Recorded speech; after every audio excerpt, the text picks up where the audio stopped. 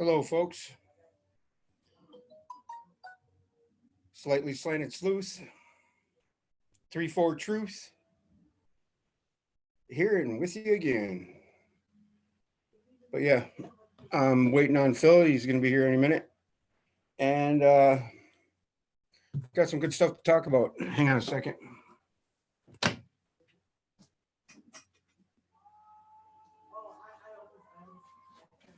And forgive me if there's some noise in the background. My kid's playing his video game, and in this time we're all trapped in the house. We're locked up like Akon, right? But hey, Paula, we got one person here with me. How are you doing? And we're going to speak on the pyramids. Talk about the Axis Mundi. But yeah, today is the equinox, if I'm not mistaken. Is that the case? I think so. Yeah, there's 5 people in his house. We've got, who else is here joining us that hasn't chimed in on the chat yet? Shoots for Par, what's up? Shoots for Par, I'm glad you're here. I'm wearing this hat because soon it will be comeback season. Yeah, I'm just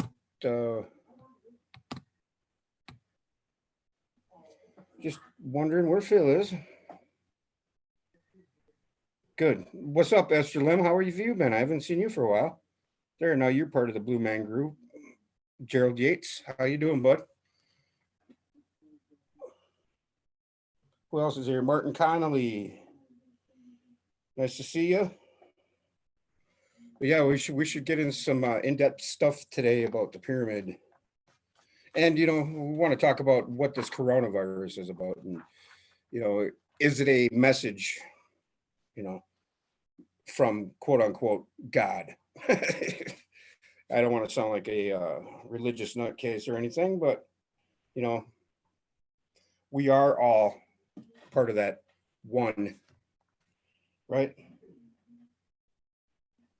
Typical skeptic. Hey, what's up? Goonies. Yeah, Goonies never die, right? You're part of the Blue Man Group too now. What's up, Bruno? I think this happened. Bruno says, I think this happened for a reason. Yes, I believe it did. And it's to do with, to bring all of our consciousness to one order, to get us focused on one thing. I thought it was an economy reset, but I think it's deeper than that. It's far grander than that. Yes, I would agree with that. No, I don't know about any of that. I just know that the cosmic cycle, everything is cyclic in nature, including the earth, including us, and you have to think, when we have a rash, we find something to get rid of that rash. Now, could this virus be the earth's way of figuring it out to get rid of its rash? Because are we not a rash? Just my thought there. I'm not saying we're all bad. Could have been war, but yeah. But I think it has a lot more to do with bringing us all to one state of being. It's making us realize that we're all in the same ship. We're all in the same ship. It's like a bunch of rats on a boat. Or if it starts on fire, we all gonna jump.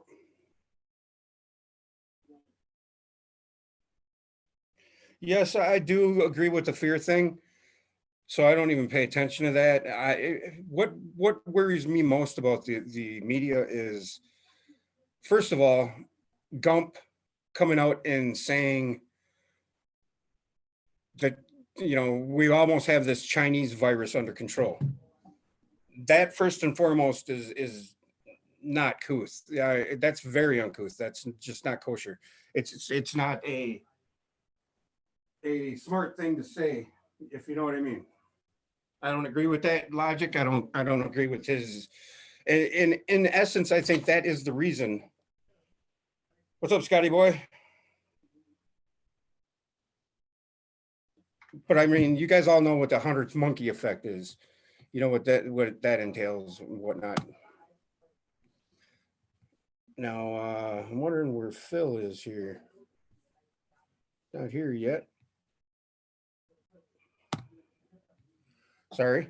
But yeah, it's the how else what else would unify or bring everybody under one umbrella of thinking? Nothing else. Think about that. There's nothing else in our world right now that would bring us all under one umbrella of thinking other than a pandemic, a global pandemic. And what is a pandemic going to do for humanity that's anywhere near good? It's going to make us realize that we're all in the same boat. We're all in the same predicament. We're all being locked down like Akon.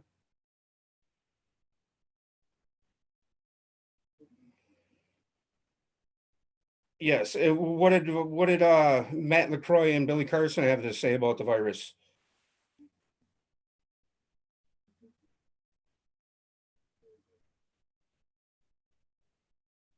Yeah. Oh, so that could be why Phil's not getting on the internet, huh? Yes, I do believe you are correct there, uh, Paula. The system has to fail if there is going to be change. Monday was the reset. Well, remember the 113-2020 alignment that we were talking about forever? I was talking about for a year. You know, is it coincidence? I don't know. Is it coincidence that we're having the show on the equinox? I don't know. I don't think there is a such thing as coincidence anymore. But so what did they have to say? Matt LaCroix had on. What did they have to say? Typical skeptic. What's up, Mike?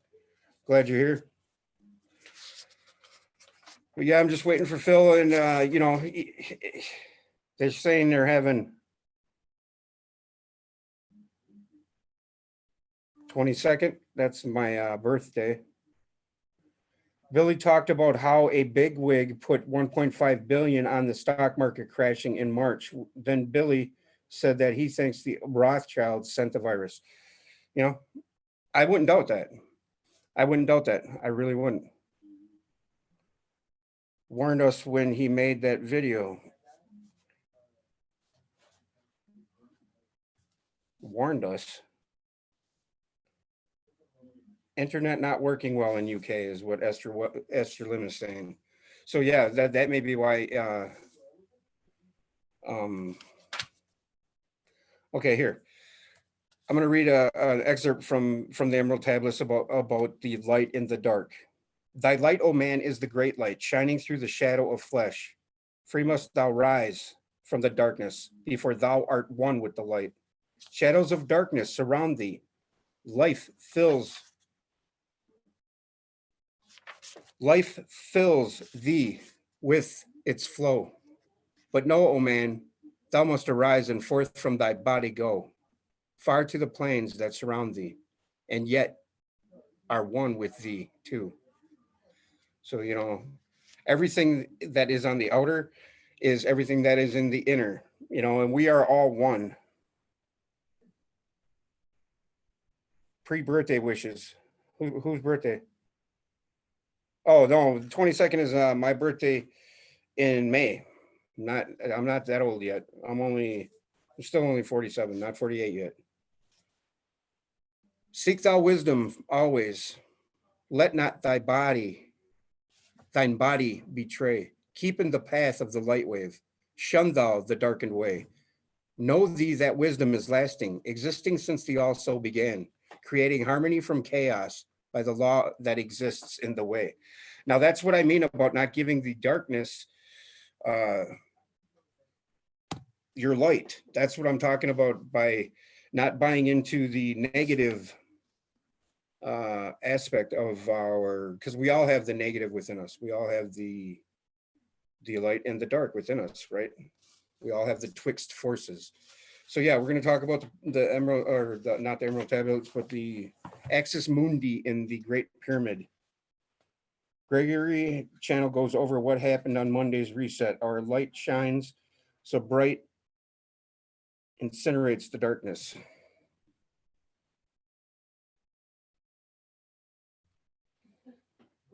Nottinghamshire. There's Phil. What's up, buddy? Hey, how's it going? We're live already, so.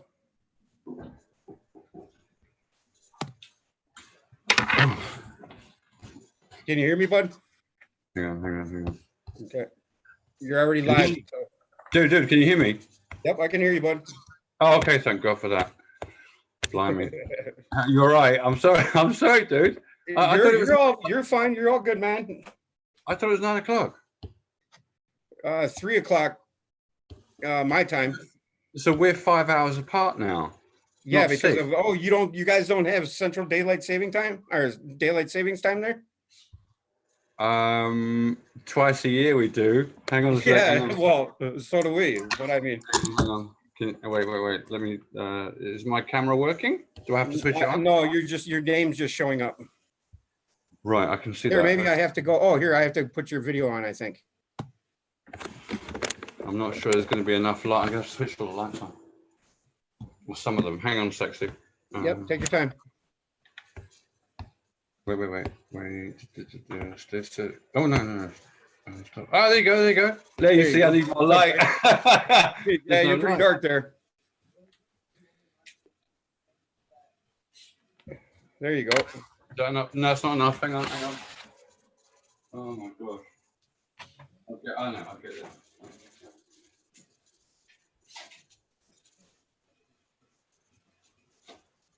Sorry, guys. Yeah, well.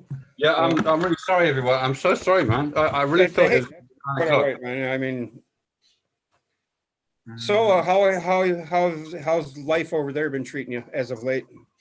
Yeah, it's been very. Hang on, let me shine. Oh my God. Wait a sec.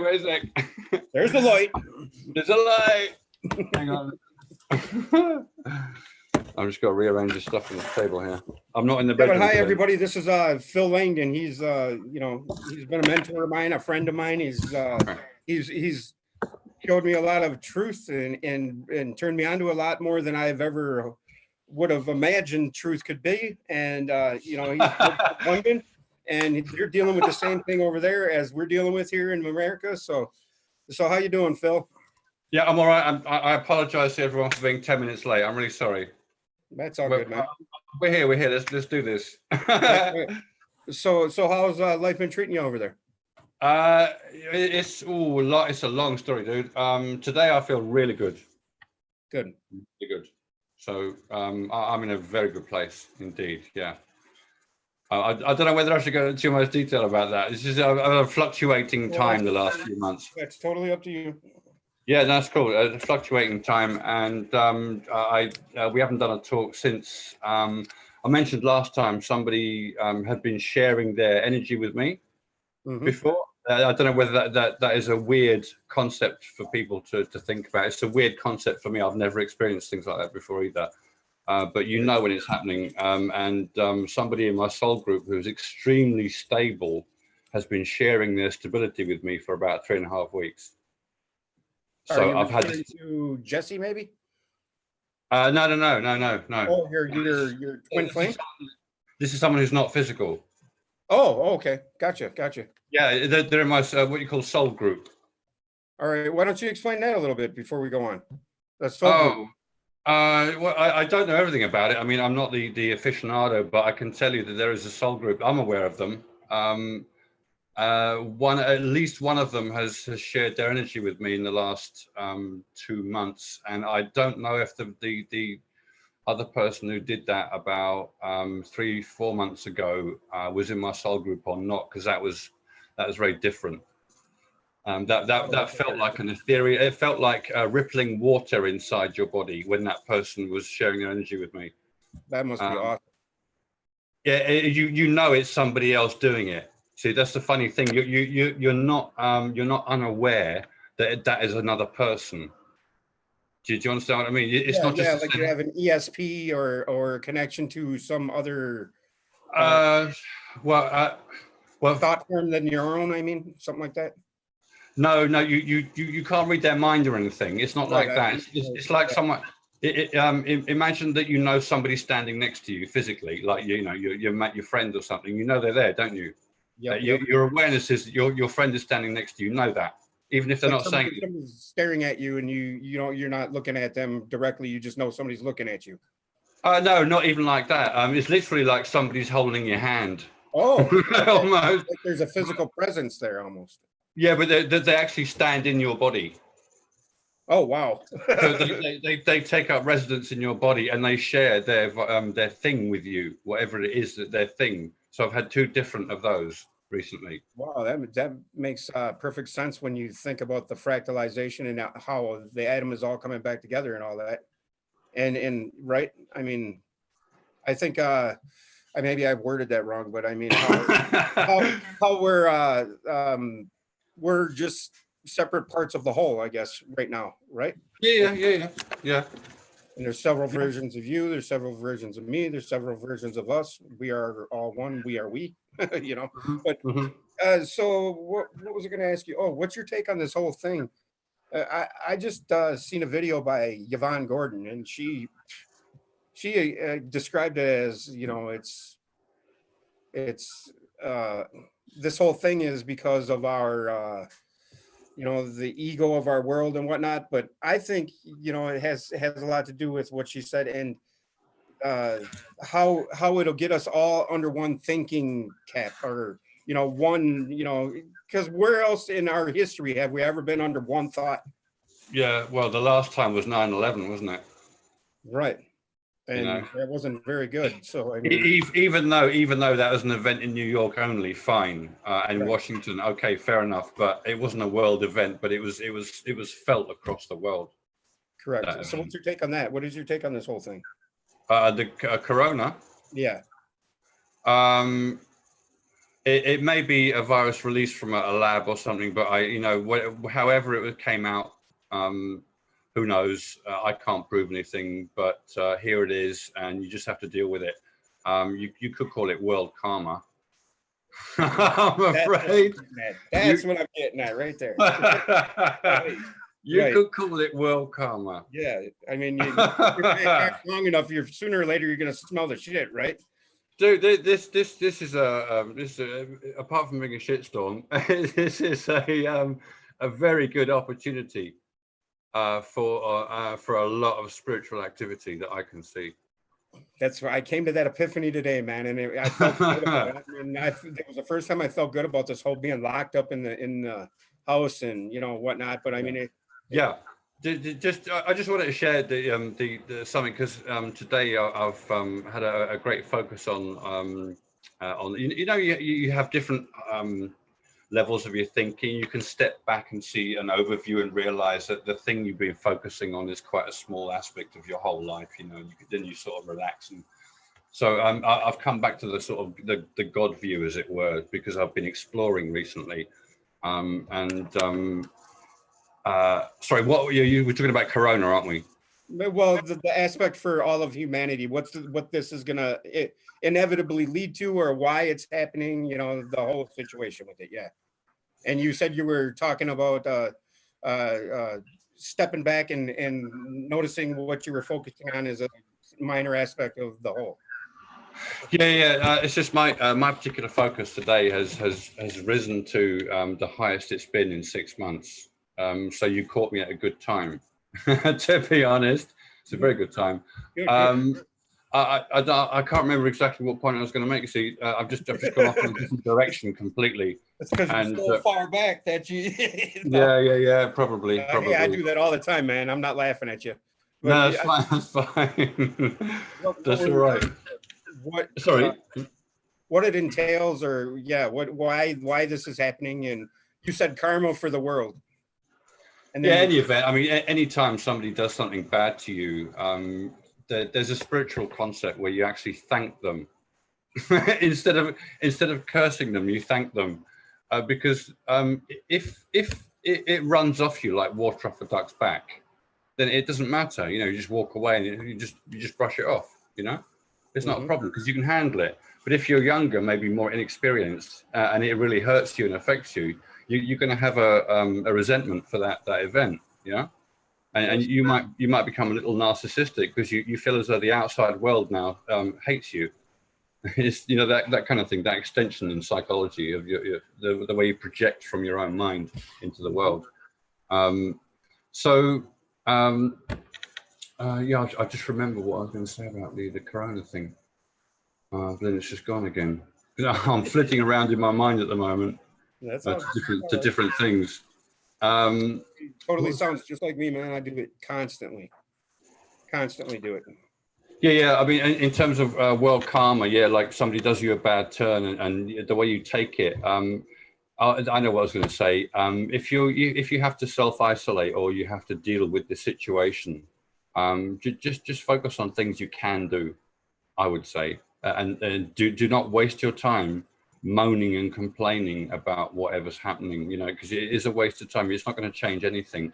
You may as well focus on things that take you forward and you enjoy. You can enjoy yourself if you want. You know, at home with your family and friends. I notice on British TV they emphasise the idea of families getting together and singing songs and what have you and la la la. But I can tell you in England, I'm not sure how many families actually get on with each other. You know? You know what I mean? Over here too, man. Is it dysfunctional? Is dysfunctional? Yeah, how's that going to pan out? We'll see. I don't know. Well, Anyway, I find it kind of weird that they're telling everybody to isolate, yet they're doing press conferences, sharing the same microphones, and it doesn't make much sense when they're on TV together. You know what I mean? Yeah. And then are they reducing hours there in grocery stores so everybody has to go to the grocery store at a certain time? Does that make sense? They're reducing the number of items that anyone can buy because people are going into shops. A lot of people around here own their own little grocery shops, you know, the mini marts and stuff, and they go to the bigger supermarkets and stock up on bulk. And they're the ones who are emptying all the shelves because they're selling them in the smaller shops. So we can get anything we want. You just have to go to the small shops. That's all. Yep. Yeah, and I heard that there's no shortage anywhere in the world. It's just people are just panic buying just because they're scared. Yeah. They go to the most convenient place, like a large, cheap supermarket, and they empty that one first. You know, then it works its way up, depending on how much demand there is. So I'm Cornholio. You got my TP for my bunghole. You know what the Beavis and Butthead are, right? You know Beavis and Butthead. I mean, come on, does that make sense? Well, why would you go out and raid the store for toilet paper? I'd worry about what's going on in the mouth before I'd worry about what's coming out of the I just had to put my little slightly slant in there. Oh man, dude, should we recently what you just said about how what we can do for ourselves as individuals in this time is just try to be happy. You know, I mean, always focus on the positive and the useful. Right. You know, there's no point in sitting there going, oh my god, this is pointless. That's a complete waste of time. Right. And why they're locking us down is because they're trying to catch up so they can make a vaccine to curb it, right? I mean, I don't know. I'm not privy to world information. You know what I mean? I'm not a mouthpiece for political stuff and right. David Icke type conspiracy and stuff like that. Yeah, I stopped getting into the conspiracy thing. Just recently, I made a comment that I think it's about a global economy reset, and I regret even saying that. You know, and I shouldn't even said that, but it kind of makes. I mean, no, but that's okay. That's a speculation. That's okay. You're allowed to speculate and speak your mind. It's not a problem. You know. Right. You know, it doesn't really matter. So what is your take on the Axis Mundi of our planet, or the Axis Mundi as far as the Great Pyramid? Where would you like to start on that? Because I think that's a great big topic that leads into everything that we can talk about. God related, right? That's right. Yeah, I mean, to me, the number one building on the planet is the Great Pyramid. It is that's the focus of my attention on planet Earth, really.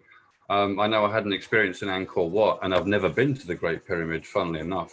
But everything that came through after that 5 years ago was for the first year, it was all Egyptian. I found that very strange. It was a non-stop Egyptian sort of stuff coming through, and once you open the gate. It just starts pouring through, and you start realizing all sorts of things out the blue, and you think, oh, how do I know that? How has that come through into my mind? And it just makes perfect sense to me as well. So for me, I think the unique issue here that the fact that we're talking about the Great Pyramid, and what authority would I have to talk about such a thing if I've never even been there? You know, have you been there yourself, Steve?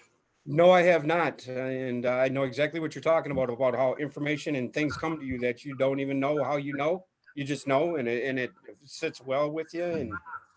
And then you That's go right. look it Yeah. up, and it turns out it's real. Yeah, that's right. It can freak you out when you find, thanks, baby. Yeah, it can freak you out when you find out that it's actually real in the real world, you know, because normally you think it's just your imagination, and that's never going to match reality. But when it does, I've had a few freaky experiences like that in the last few years. So yeah, my point was the uniqueness of my talking about it, for instance, is because 5 years ago I had, you know, spiritual union, and illumination or ascension, and I've been learning about it as a result as I've been going, you know. So we're just over 5 years into it now, so I'm basically a 5-year-old with it, you know. But the first year was all Egyptian, and the first major thing that happened there was when I saw a door blocking a tomb, basically, of somebody who'd been buried, who was very highly regarded in ancient Egypt. And on the tomb is a picture of Osiris standing with Isis behind him standing, emphasizing his nervous system, as it were. He's standing in a sanctuary. I'll get the graphic up so we can see. And when I looked at this, within 1 second, I understood exactly what the whole picture was saying. And that really freaked me out, because I'd never would have been able to have done that before. You know, and it was simply recognizing what was in the picture. It's very blatant and obvious. So I'll grab it as I'm talking. How do I share my screen again? You go down to the bottom. There should be a share thing on the bottom. Oh, share. Yeah. Share. Okay, Then gotcha. you choose whatever screen you want to share. But Okie what dokie. you're describing about the hieroglyphic or whatever that that program that you said is personal. That's what makes our journeys personal, is because that particular event is what lit up in your mind. Where I had a similar thing. Remember that pictograph I sent you and asked you what it meant with the 6 baboons and it's the brain of God, or the God brain, or whatever we're That's right. Yeah. It's literally the head of somebody who has just become a god. It's just the moment they become a god, as it were, encapsulated and commemorated. Yeah. Yes, and That's right. I tied that to that movie, The Star Is Born, and all that. It was just weird, you know. But that was my personal journey, and I try to explain that to people, and they look at me like, "Okay, buddy," you know. You know. So we'll see the same thing. What you're referring to there, I'll get that graphic up as well, and we'll see that the 2 graphics that we've just spoken about are exactly the same. Both of them, if you want to encapsulate a single word for both of those images, it would be ascension. Yep. You know, Okay. or salvation, or illumination, or liberation. You know, you could take your pick with these words. They all mean the same thing. Correct. So let me share the screen, and then we'll talk about when I asked. Basically, I asked my own light to tell me what the Great Pyramid was about, and I didn't think anything would happen. I thought I'd have to sort of sit down for months and months working it out, and that wasn't the case. As soon as I asked, something really weird happened, and I actually got an answer that you know about already, but we'll show people that as well. So maybe we should start with the graphic. Let me just share my screen. Can you see me at the moment? I can still see you. Yep. You got to hit share. Oh yeah, I've got to hit share. Okay. There you go. Right. So now you can see my screen, right? I can see the screen. It's black right now. Yep. Okie dokie. I'm just going to go into my file there. Holy cow! You got a messy desktop. Yeah, a lot of it's Agatha's. Most of this isn't mine, even though it's my laptop. I know how that is. I use it for graphics and writing, but she uses it for work. So yeah, this is the only thing I use mine for. So, and my wife uses hers for schooling and whatnot. So I guess it's justified. mm-hmm. Yeah. Okay, let's go into this one. Where are we? Egypt. Yeah. Oh, there's a lot of the same thing here. Okay. That one that I was talking about right in the Oh, middle. there's that one. Yeah, there's that one. Let's pull this up. It's a bit slow, my laptop. Hang on. Open. It's all good. Just make sure you don't overheat it or you got your peas on hand. Yeah. I'll keep an eye on that. It's okay at the moment. Okay. Can you see the graphic? Yes, sir. Ah, okay. Oh, sorry. I pressed the wrong thing. Yep. Just I can see. expand it a little. Okay. Right. So this is what you've shown people, yeah? Yep. Right. So what's going on in here? There's an awful lot of stuff in here. Mm-hmm. If people want to recognize that this is somebody's head, basically, represent in association with sacred symbolism. So if you look at the bottom where the two girls are kneeling down on platforms, you see those that what look like carpets sort of hanging down. They mimic eyelashes. Mm-hmm. You see? That's So what blew my mind when you told me that. I was like, wow, that's why. right. So those are eyelashes. So that's where the two eyes are. If you're looking down, if you're above somebody's head and you look down through from above, yeah, like that, Mm-hmm. the eyes will be at the bottom, won't they? Yep. Right. So the eyes are at the bottom, but you've also got it's not just a top-down view. It's a side view as well, or a front view as well at the same time. So hieroglyphs did that sort of thing when they depicted things to show deeper meaning. Was they showed different angles of view in the same picture, right? well, here they seem to be emphasizing the axis. Okay. The idea of an axis, that you are finding the axis of the cosmos in your own self. Right. Right. So this is Axis Mundi as well. This is a representation of Axis Mundi, even though it's a representation of the brain of a newly born god. Or it's a commemoration of what a god is, if you like, in terms of their head or their brain. So the two females are now representing effectively the two brain lobes. And they're paying homage to the Ankh, which is sitting on top of the Jed, and they're paying homage to it because the Ankh is greater than they are. And the Ankh is literally the light of the pineal gland. That is the pineal light. It's just depicted as black here. Okay, fine, but maybe we should. The position too, right? That means that. Yeah, that's right. It's a rejoicing, joyful issue when you're like that. And look, he's holding the. I always thought of this as a great big ball of blood. Right. It is in fact red because of lamb's blood. It is saying this is lamb's blood. Specifically that. Sorry. Which is the light, right? That's right. Yeah. But you see, he's it's saying that the light basically is lamb's blood, but it's also referring to the source of the lamb's blood, and the source of that lamb's blood is God. Yep. Effectively. Right. Jesus So Christ is the communication from God, or the Word made flesh, right? Same thing. Right. The word made flesh is the Ankh. The source of its lifeblood, as it were, is this sphere of or circle of red blood above it. That is lamb's blood, specifically lamb's blood, awesome. Because the light is considered to be the body of a lamb that's bleeding, its lifeblood. So it's always referred to as lamb's blood. When you see red, that is lamb's blood. So I was going to say, you will also have symbolism here of the rising sun. Yeah.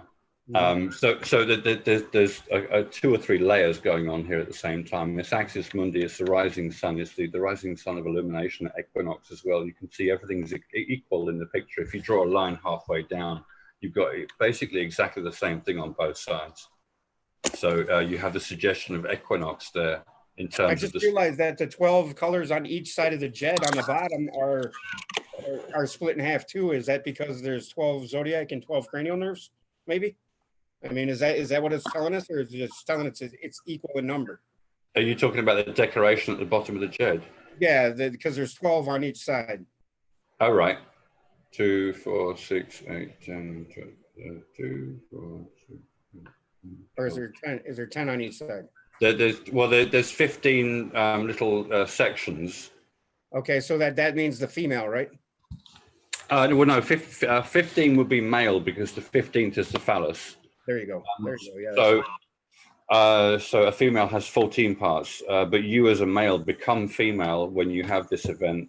Therefore, your phallus is missing because you have 14 parts, and your phallus has been eaten by fish because you become Osiris. Osiris is the idea of ascension. So you become ascension. You have ascension. It's just an old word. How many times you've told me that, and it never sunk in until just now, dude.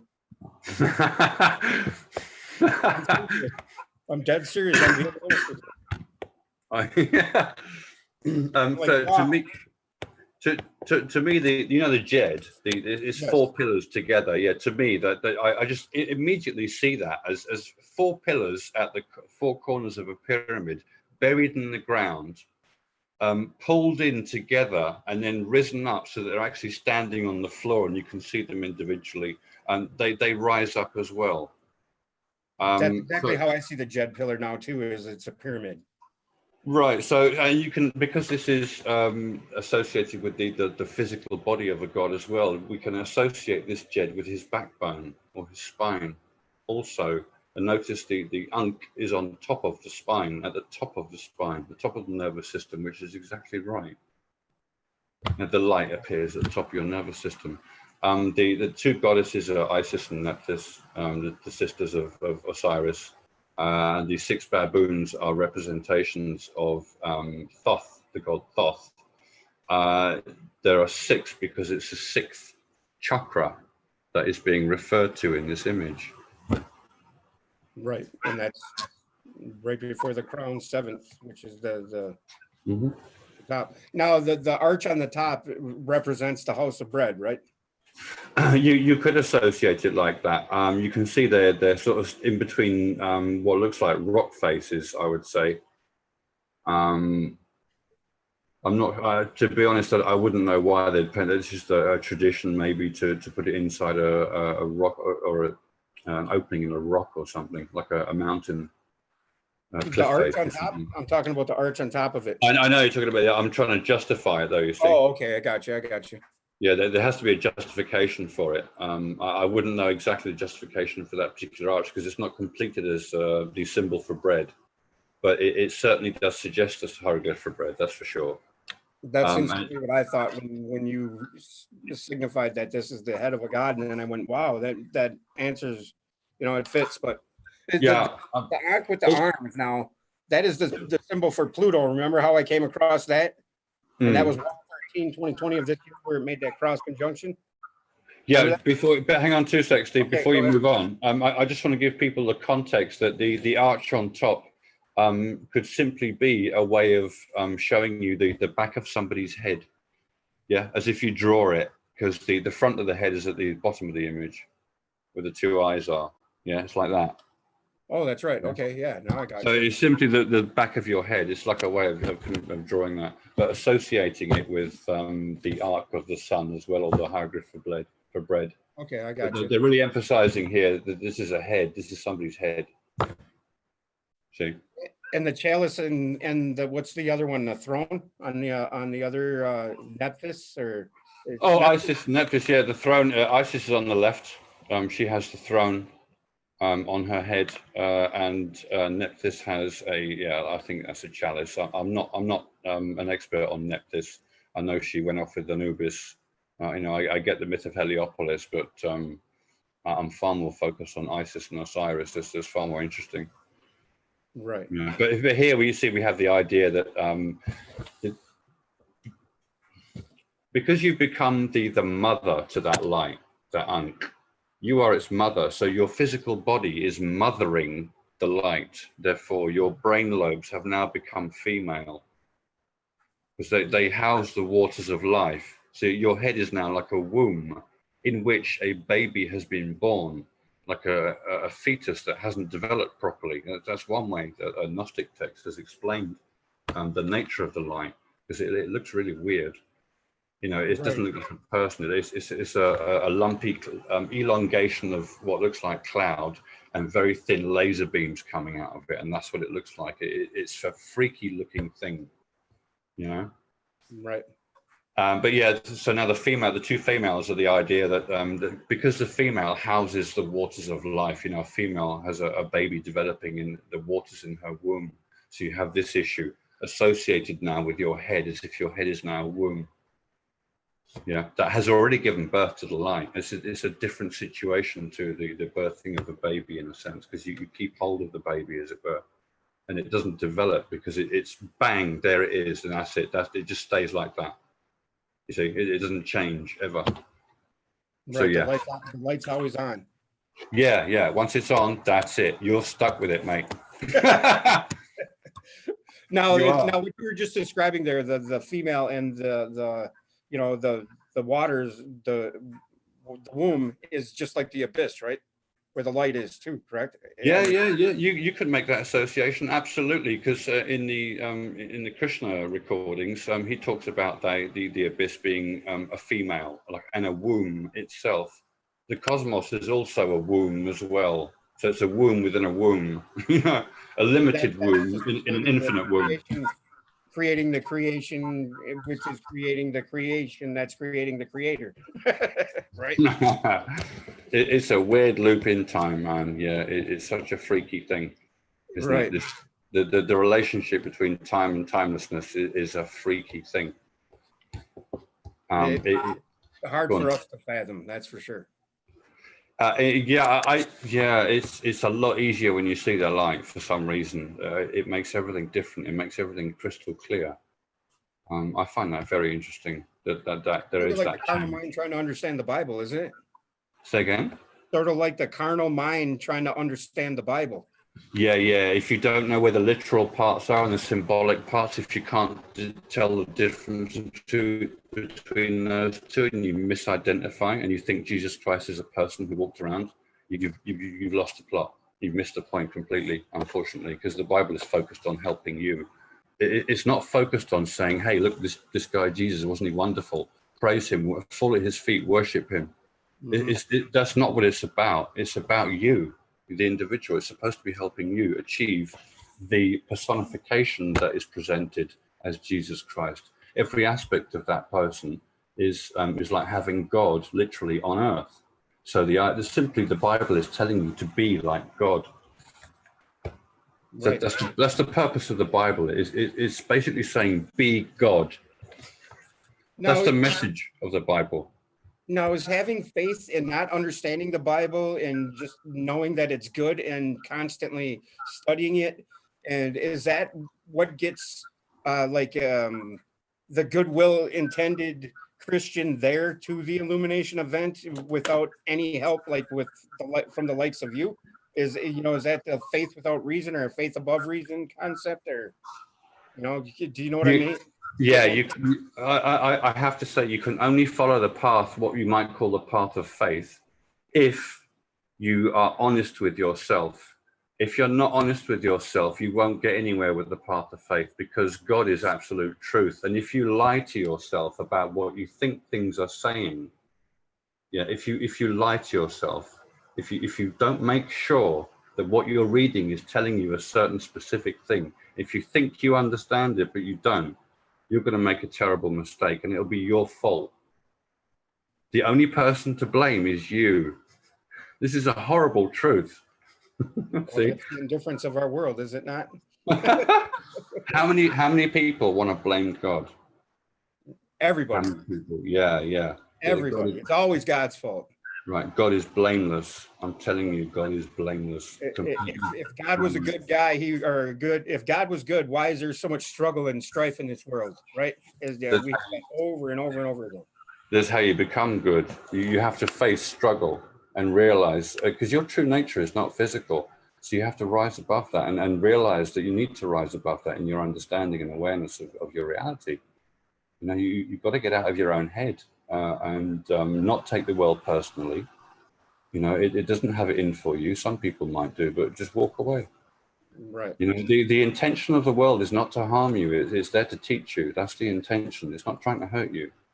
It's just trying to steer you right. And sometimes when you do things wrong, it seems as though it's going to hit you really hard, but it's actually partly your fault for turning too fast or walking into a door or something, you know, and you might blame the world for that, but it's your fault. This is a horrible, it's a horrible truth, you know. I wish I could get into a serious discussion with serious people who discuss the Bible in a sort of world forum, because it will be the first time they hear a proper translation or interpretation of it, and I think it will shock them. Because or they get so offended that they would just write you off and start a fight with you. Yeah, but I can back up what I'm saying in every single way, shape, and form, and they're going to be shocked at that, I think, because nobody else can do that. Right, See, right.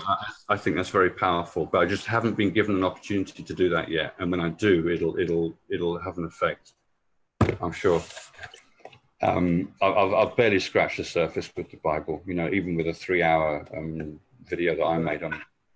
Oh, I know. I've interviewed you several times, and we always fall short on everything we want to talk about. So let's focus back on the pyramids, like we're intentionally going to do. And are the pyramids delivering a message to us that the process is the story, or it's God's the process is story? You know, explain why the pyramid encapsulates geometry, earth measure, you know, the sun, the moon, the pump, the piezoelectric effect, all these factors. Explain that a little bit. Okay, I might have to introduce the Ark of the Covenant concept. Hang on 2 seconds. Yep, yes, sir. So just as in a nutshell, I'm going to pull up this thing, I'm going to explain it in a second, but in a nutshell, what you've got with the Great Pyramid is the equivalent of the creator. So the creator is a simple thing. Okay, it's quite complex in the fact that it's a weave of light rays, if you like, or something. It's a compact little thing, but it's quite simple in its construction, in the sense that it generates every different thing that we see in creation as a natural consequence of its existence. So look at all the different animals there are, the variety, you know. Look at the variety of plant life on the planet. Look at the number of planets across the cosmos. Look at the number of stars. Look at what the Creator has made. Look at that multitude and vastness made from that one thing, that one concept that is that we're going to find out in a second, why it's doing that and how it's doing that effectively. But so this one thing has made a multitude of manifestations. See, so it has all of those characteristics and aspects within itself. Therefore, it's a container of all information at once. Right. So that's exactly what the Great Pyramid is as well. As a library in stone, or a single book in stone. It's like having the Bible as a stone building. Because when I say the Bible, I'm not talking about Christian interpretation. I'm sorry, but they are horribly wrong in many cases in the way they appreciate their book. I'd hate to let them loose on the Great Pyramid, my God. Oh my God, that would be a complete disaster, I'm afraid, because I've got to explain that 10 months after the illumination event that I had, I asked about the Great Pyramid. I sat here in this room really quietly, and I thought of the Great Pyramid on the left and Angkor Wat on the right in my mind's eye view. And I had my eyes closed, and I was thinking, how come they're both called Mount Meru? Bearing in mind, this is 10 months after illumination. And I've already had some insights about Egypt and you know, that thing that I showed you, the graphic we saw there, and another one I'm going to show in a minute. So when I'm looking at these and I'm thinking, right, they're both called Mount Meru. Why is that? What's special about it? It's okay, it's the mountain of God. Oh yeah, all of a sudden I remember that the Great Pyramid is at the center of all the world's land masses. You know, that there's a famous picture with a cross showing you that the most amount of land masses on any latitude or longitude, there's a vertical line that represents it goes through the most amount of land mass, yeah, in its line, yeah, going around the planet, and the horizontal one coincides with it, and they coincide and cross exactly at the Great Pyramid. therefore the Great Pyramid is built knowingly. This tells us that the people knew that it was the center of the world's land masses, because it is. That cannot be a coincidence. There is no way. It's not possible. So there it is. And so I remembered that, and I saw that black and white image and thought, oh yeah, it's the center of the world. And as I'm thinking that and seeing my own image produced by my own mind, that got just blanked out, just wiped out. And all of a sudden I'm looking at a gray sphere rolling up towards me like this, as if I'm just outside the atmosphere of Earth, looking across to the horizon, and the Earth is rolling towards me, but it's all gray and bland. And as it's rolling up towards me like that, and as it does so, there's a single pyramid on the surface that comes into view. And as soon as I see it, for some reason, I'm told, or I know all of a sudden, that that's the Great Pyramid, and it's the pineal gland of the Earth. So in terms of the Earth, there are chakras that the planet has as well as the human person. We have chakras. Well, the planet has chakras as well. And the sixth chakra on Earth is Cairo, is where the Great Pyramid sits, very appropriately. So I'm seeing that, and I've got that. So now I'm thinking, oh, right, I see. That's very interesting, because I've never thought of that before myself. So so my thoughts, that this vision just came out of nowhere. I thought, well, so you're telling me it's the pineal gland of the Earth. And as I'm thinking that, this papyrus slides in from the right-hand side, just like that. And this is crystal clear, and I can just read it. It was covered in writing. I'll show you it. I'll bring it up now. Hang on. Were you always able to do visual exercises that clear before, or was it after illumination that those visuals became much more clear? Yeah, they become in your mind space. You can actually see the objects now, whereas it's slightly different. It's more real. It's more real. So you can really focus in your mind's eye and just create something and see it. It's almost as if you're looking at it on a computer screen and just turn it. You didn't produce this image of the papyrus with the clay to diamond concept on it. No. So if somebody asks me, if somebody says, where'd you get that from? What am I going to say? Right. That's what I'm asking you. That's what I'm asking you. I don't know. I'm asking you for. It didn't come from me. Right. I didn't make this. Well, I knew that. I was just trying to, get it out there so people would understand. Yeah. I have never seen this before in my life. I've never even seen the concept before in my life. I've heard of, making bricks from clay, but I never knew that you put the bricks together and make a pyramid out of it. I always thought bricks made normal buildings. Do you know what I mean? So I would never have come up with this myself. It's not possible. It's not possible. Right. And what you see here, you see all the gaps between all the writing that I put on it, because this is a reconstruction that I did. This is exactly what it looked like. It's precisely how it's laid out. So as if it was already made and someone just showed it to me, and it was this clear. However, in all the spaces that you see, there was handwriting in black ink at a 45-degree angle, starting in the top left-hand corner and making longer and longer sentences going across the papyrus. So it was literally all just covered in writing. So it was a bit of a mess, but I didn't actually need to read it, which is the strangest part of it, because as soon as it came in, I instantly read the big sentence in the middle that we see there. I saw that straight away.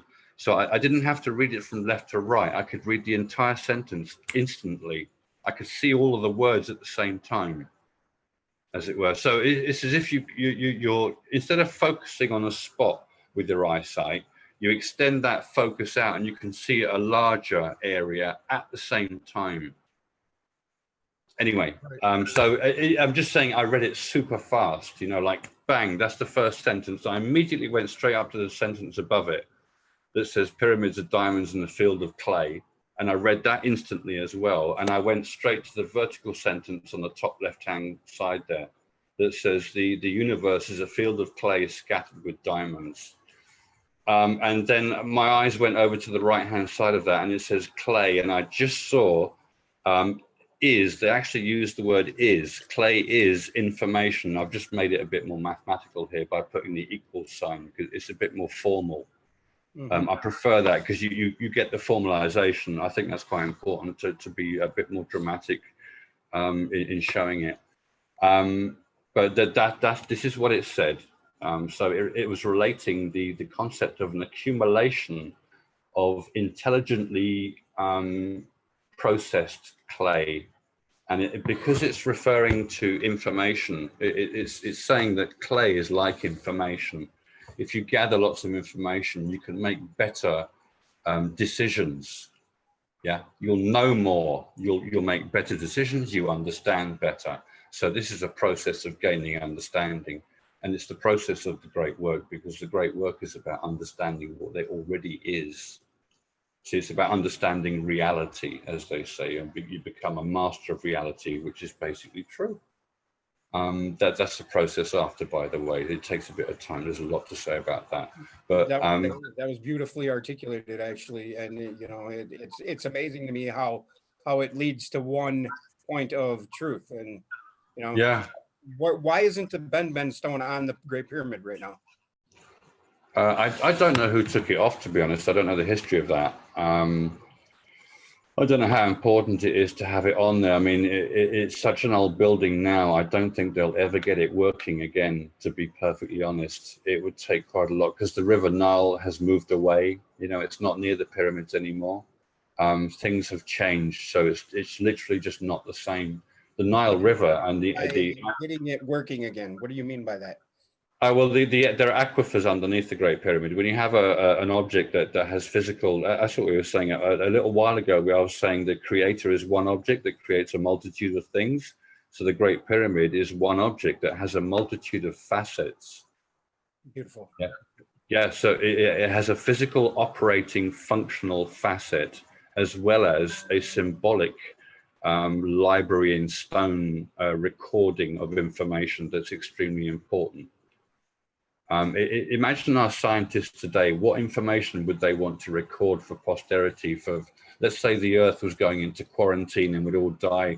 For 3,000 years, there wouldn't be another human on Earth, but we wanted to people who come in 3,000 years to know that we were here and give them our best information so that they can do the best that they can. That's what our ancestors were, that's partly what our ancestors were thinking, because they know about catastrophe.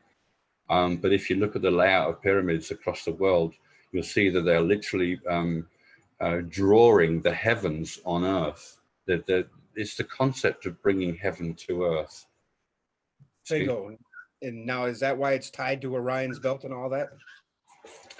Yeah, well, Orion, the constellation of Orion specifically represents the creator. Out of all the constellations in the heavens, it represents the creator, with Sirius nearby, representing you or me or anybody who ascends into the place where the creator exists.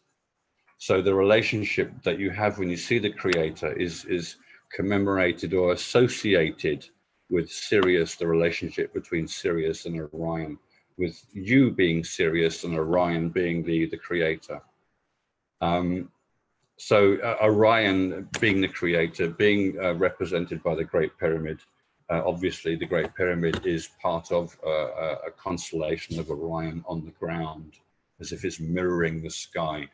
The horrible thing about this subject in the mainstream is that regular scientists or regular Egyptologists will cancel what we are talking about because they don't appreciate the idea of heaven being represented on Earth. And they'll say that the three pyramids at Cairo are the wrong way around relative to Orion, the constellation, as if that cancels the entire idea. You know, that I've actually heard that on British TV on a proper documentary, supposedly on this subject, Egyptologists actually saying that. I can't believe it. I've heard that too, and I thought I used to get just upset at that sort of thing. Now I just laugh and I'm like, whatever, and just do what we can do to try to get the truth out there. And you're doing an excellent job. Now, Yes, good. when you said it does a physical thing, did it was it a pump? Was it an electrical generator? I mean, what were the effects of it? And Right. Okay. So one of its physical operations was to generate very clean, very healthy drinking water. Yeah, that's one of the operational functions of a good pyramid, is to generate clean drinking water for people, so they can have healthy water. Otherwise, what are they going to drink? Seawater? What are they going to drink? You know, if there's no fresh water around, this pyramid, the Great Pyramid, will clean seawater, and it will turn it into clean, filtered, refreshing, monoatomic, atomized pieces of metal like silver and gold will be in the water for you to drink, and it's extremely beneficial. a big Ormus generator, you're saying? Yeah, almost. Yeah, almost. Awesome. Yeah. I didn't know that. That's right. So that question, I didn't know that was going to be your answer. Yeah, so if you go to South America, I can't remember exactly what pyramid it is, but it's almost still functional. So you have aquifers, you have holes in the ground or tunnels in the ground underneath the pyramid that are affecting the electrical signal in the pyramid, because you have flowing water underneath, and flowing water is very, very magnetic and electric. Yeah, so it generates, just like at Angkor Wat, you can feel a different atmosphere in Angkor Wat because there's water underneath you. Oh, there's water underneath the Angkor Wat? I didn't know that. Yeah. It's basically floating on water. Oh, I had no idea. It's the most incredible building. It's one of the most incredible buildings in the world. There's not even any cement between the bricks. Oh, really? So Angkor Wat, though, is in relation to the pyramid. It's the same, bringing the four to the one, right? I mean, that's why there's. It's like a microcosm of the macrocosm, you know, Angkor Wat. Each of these sites around the world is a microcosmic version of the macrocosm. So they might be focusing on a particular constellation. Okay. Like at Giza, they focus on Orion, you know, because it's the pineal gland of the world. Therefore, they will focus on the constellation associated with the pineal light. Obviously, you see that's why you have Orion at Giza. Right. But in Angkor Wat, I remember Graham Hancock was thinking that it might represent, sort of the temples around Angkor Wat might represent the constellation of Draco, but he was reaching a bit there. I don't know about that, because what you've got Angkor Wat again is Axis Mundi. It's a way of showing Axis Mundi. It's a Hindu version of Axis Mundi. So you've got the equivalent of the Great Pyramid symbolically at Angkor Wat. See? Yeah, it is the Tree of Life incorporated in that vision of Angkor Wat when you look at it from above. I mean, like the Sephiroth, or is it more than that? Because I do notice when you look at it from above, you see a cross or two in the layout, you know, and then you go to Neat Peen and you see different stuff, which to me is pretty. I forget where there's another place. I think it's in Vietnam, is it, where they have these phallus type things that are coming out of the what are they called? They start with an L. Fertility symbols and yeah, all sorts of things like that. Yeah. I mean, basically, a fertility symbol is a lot of people will interpret it in very simple terms and say, yeah, you know, you can associate it with spring, new life, the sexuality, you know, the procreation of nature, the reproduction of nature, etc., etc. And you can talk about it in fertility terms simply, and of course you can get away with that. But mediocrity is one of the banes of the human race, and they always seem to be quite happy with a mediocre explanation for something, when really a phallus type object is a representation of something far more important than simple reproduction of nature. Okay, it does represent, you know, life and the reproduction of nature, no problem, but it also represents ascension, and it focuses on ascension, but nobody knows about ascension anymore, so they don't even think that it has anything to do with that. They don't realize, you know. Right. It's true. I see ascension everywhere in the ancient world. The whole ancient world was focused on it. They knew all about it. The knowledge is gone, and everybody thinks it's just about these mediocre things. You know, just apply it to nature, and it's that simple. But it's not. It's much deeper. when you look at these like these old cave drawings, like in Chaco Canyon and stuff, where they have these crosses and they have spirals and whatnot, you're saying those people knew of the light and they knew of this event? Because do you think they were as, I don't know, I don't know how to I don't even know how to word it, because I don't want to make them sound like I think that they were less than us, you know what I mean? But Mm, I think they were as mm. far advanced, or maybe even further advanced spiritually than we are, because they were closer to Earth. Spiritually more advanced, yeah. I mean, really, in the days where there was, when did we have television? When did we have, total absorption of our mind in something from the modern world? If you remove that, if you go and live in the Outer Hebrides, or you go and live in the hills of Scotland, or the mountains of Canada, or whatever, get away from the modern world, you become far more spiritually alive, and your inner world comes to life more, because there's less distraction, there's less stuff trying to take your attention on your outside. When you cancel the outside, you go within naturally, and your inner world opens up. When I found heaven, I realized it was all within me anyway, and I was simply projecting it into the outside world. There's an infinite direction within that nobody knows about. No one knows about it. They don't realize. It's so funny. It's so weird. That's where the concept "know thyself" comes from, right? Yeah, because it's infinitely far away. So how do you get an infinite distance? Well, you need the help of that which is at the infinite distance to come and reach out to you. You see, and that's where the personal relationship comes from. The idea that you follow these paths of love and self-service and knowledge and what have you, because God is waiting for you to do that as well.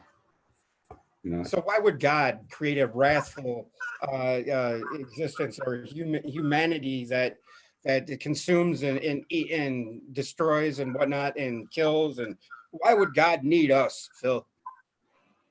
God has nothing to do with creation. Thank you.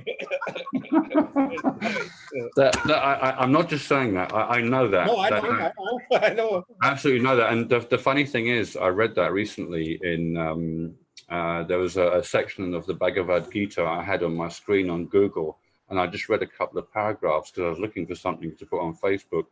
And as it went on, I realized that that's exactly what I found out when I met God. That I knew God had nothing to do with creation. Nothing. It's just got nothing to do with it. What I'm talking about, I'm not saying God ignores you or doesn't know about you. I'm talking about physical energy. Energy is simply energy. It's just a means to an end. So God has no interest in energy. God, in a sense, God has all interest in you. You, the person. Why does he have interest in us? This is personal, because God is your true and highest self. Thank you. That's what I was waiting for. Yeah, being your highest self, that is the eternal nature of yourself. Therefore, that nature of you already exists by itself, as if it's separate. That's why you think God is separate. So when you meet and he actually enters your body, you realize, no, we're not separate. We're one and the same. Oh my gosh, I didn't realize. Now I see. Oh, we're one and the same. And right. That's the reason why the path is personal, because it is you. Yeah, that's right. And he's looking at you all the time thinking, come on. It's all right, just come on. Everything's fine. You better not cry, you better not pout. I'm telling you why. That's a good way of putting it, but yeah. Right, what am I trying to find? Oh, I got some stuff from Australia here. I think it's Australia. You know the one ninja? The who? You know the one ninja? You know that word?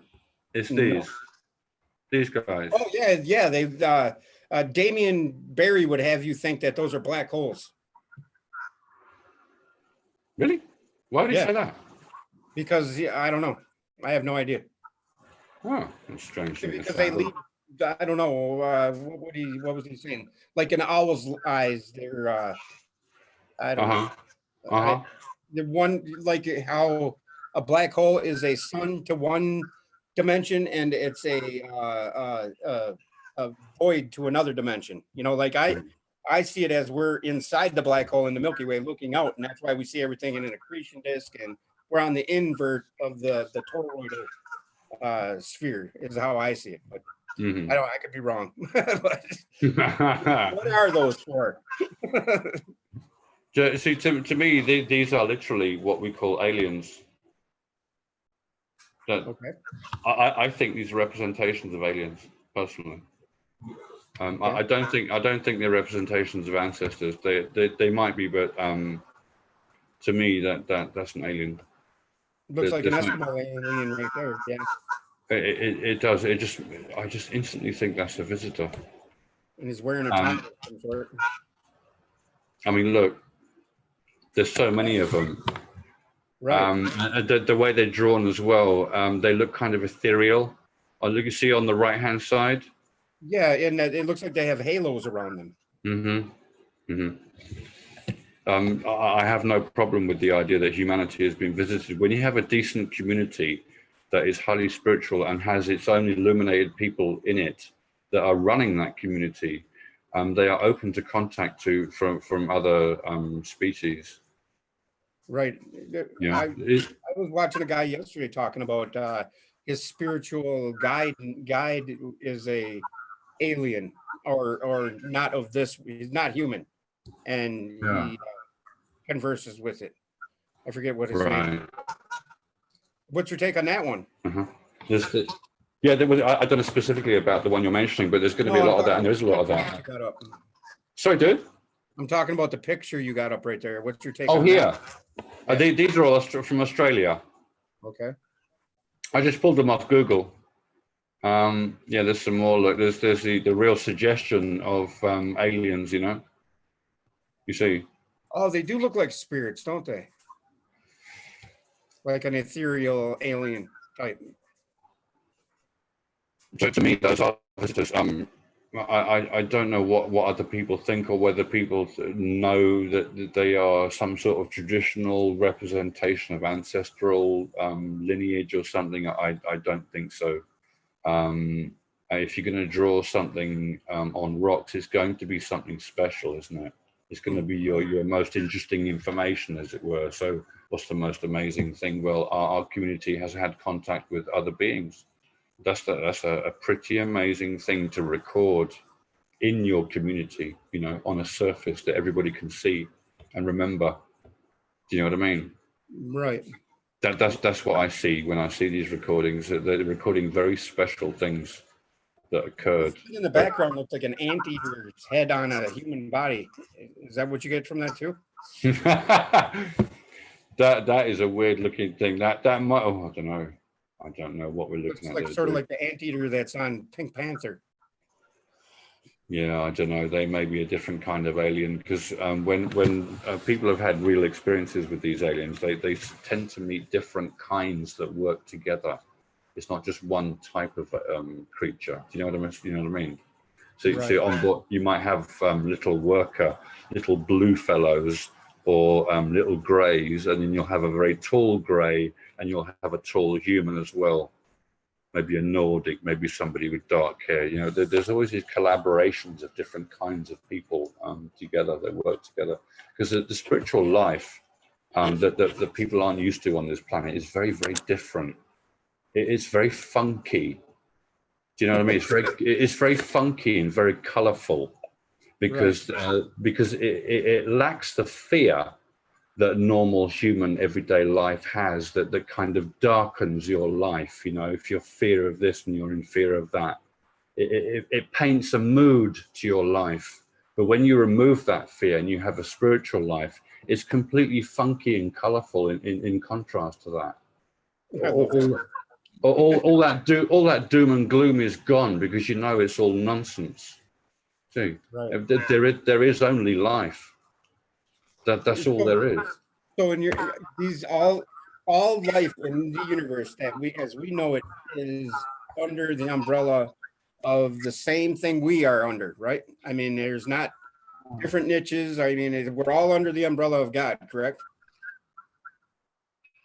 Are all in the same? Kind of, yeah. I mean, God has this separation. Are you catching me? It's going a bit bitty. Are you catching what I'm saying? Is this Yep. smooth? God Okay. has his own separation, you said? Yeah, God has a separation. It's the Son of God that has everything to do with creation, and is the creator, and is the source of the nature of the universe. Right. So I mean, the creator, the light, the demiurge, is that the same principle or thing that created the aliens? Is what I'm asking you. Right. So on our planet, we have there's a lot of history of probably manipulation from either cosmic gardening in the ancient past, maybe millions of years ago, and over time, other species have come across the human race or proto-humans and done this and that. You know, it's a bit of a free-for-all. It's a bit like being in the Wild West in the cosmos. It can be like that because you can get away with skidding around in a little ship and no one really detects you. You know. And it depends how good their sensors are. You know what I'm saying? Right. So, but you have to imagine that if it's normal to have stars and planets everywhere in the cosmos, and there's going to be plenty of life everywhere as well at different stages. Yeah. So it's perfectly normal to have life throughout the cosmos. It's only people on Earth that don't have proof standing in front of them that can't just raise their awareness and recognize the normality of life, the fact that the universe is about life. Therefore, it is everywhere. And you'll have vegetation and animal life and intelligent conversational human life that's far more intelligent than you. So like we have thousands and thousands of species on this planet. You're saying there's thousands and thousands different versions of different makes and walks and things of life everywhere else too. Yeah. And look at how a different species adapt to their environments. If you put them in a new environment, they will grow adaptations to adapt to that environment. So, different planets will have different adapted creatures. Right. The possibilities are almost endless within the reason, the fact that a planet is basically a mineral, a block of different kinds of minerals that allows vegetation to grow on its surface, and then animal life to develop, etc., etc. Right. Yeah. Yeah, that makes a lot of sense. I mean, so It's normal. It's everywhere. It's everywhere. So you've got all sorts of situations going on, and just because modern day people say that we haven't been visited, it's because they haven't got proof. And when you're a scientist, you're not allowed to say, yes, I think we've been visited, because if you say that, you're basically saying that you have to back that up once you've made that statement in public or to your colleagues. You need to back it up with something. And if you ain't got anything, they're going to look at you like you're an idiot. Yeah, and even if you got something like a video, like I do, a couple of them, and people still look at me like I'm crazy. They just ignore it. No, but it gets kind of serious in the scientific world, because if you lose your job, you've lost your income. Oh, right. I could understand that. Yeah. Right. And you don't want to lose your job. So you don't want to say, yes, I think aliens are real, because you've got no proof. If you say that, you need to have proof. And nobody has. What's the point of History Channel pushing it so hard right now? Yeah, it gets a lot of viewers. It's a popular subject. Right. It's the new thing, the new vogue thing to do. Well, it's a popular subject. We're branching out in that direction anyway. I don't know whether somebody wants that to be pushed, but it's a very popular subject. I mean, it's an important subject anyway as well.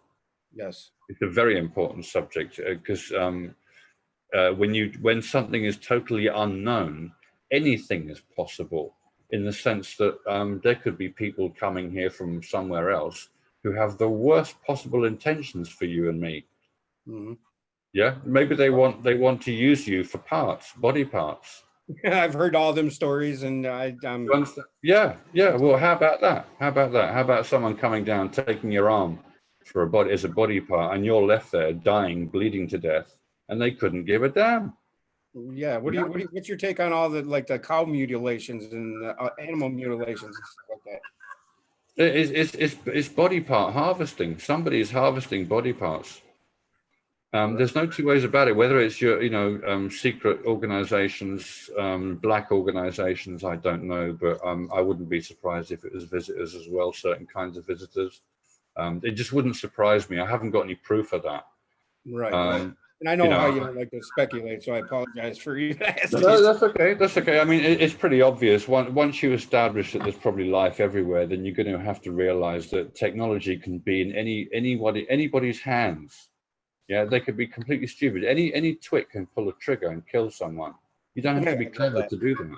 You know? Right. It's not the gun that kills people, it's the people that kill people, right? Right. So it depends on the mentality. How cold are they, and what are the aspects of a sentient being like you or me? Well, we have a mentality, and we have a heart. We have emotion and feeling and humanity. You know, what if you have a creature that is all focused on the intellect and has almost completely lost touch with any sense of emotion? Imagine that. Imagine them prodding you and sticking Sort of needles sounds in like your AI. head. Yeah, because they wouldn't care if you're screaming or shouting. You know, they don't care. They have no feelings for you. They have no empathy. Such creatures must exist. Everything must exist. Every possibility and potential is just expanding in the universe. You know, it's just growing everywhere. It's almost like may the best man win. So you have people who resent the nature of the creator and the creation, who resent it because it's nothing but hurtful. Yes. Yeah. Life can be a bitch. Yeah. And Right. So then really the issue is with the individual. Why are they taking things so personally? You know, you don't have to react to everything. You don't have to react to anything if you don't want to. It's not that important for you to react as such all the time. You know. Right. So and what about the idea of healing from your own traumatic experiences when you were a child? Maybe most children have a traumatic experience, and depending on how skillful they are later on in life, depends on whether it stays with them and affects their behavior and turns them narcissistic. Because anyone who is angry or has a go at you or keeps doing that is obviously very, very hurt, emotionally hurt by life or by another person, and they haven't gotten over it. They haven't purged it out of their system yet, because your natural state should be blissful relaxation and happiness. That should be your state right now. You should have no worries in the world whatsoever, because you should be having a relationship with your own highest self. See? That's what we're here for. That's our purpose in life, right? That's what you have. Truly, it's about bliss and joy and being in love and being happy, really. But it's a grounded happiness. It's grounded. It's not a silly, giddy, let's drink booze and alcohol all day and every day, you know, until we drop dead, and then we're going to be really unhappy because my best friend has just died because he drank too much whiskey, you know, this kind of thing. There's a sense. It's not fun. Yeah, there's a sensibility to it, you know, but it doesn't also mean that you're going to be boring. Mm-hmm. I used to think spiritual people were very boring. Right. But I have chastity belts in a church somewhere in a pew, right? or just meditating all the time, you know, without engaging in life. You know, a really decent guru will say, look, you can't do that all the time. Get involved in your life, you know, grab it by the horns. Yeah, do something, you know, because this is the world of action as well, the physical world. So if you want to get something done, you need to take action, you know. Now, I've heard you say in our past interview, just the last one, that there are forces that are helping this planet, and what makes this planet so important? I mean, well, why would any outside force or influence want to help us? And what makes us so special?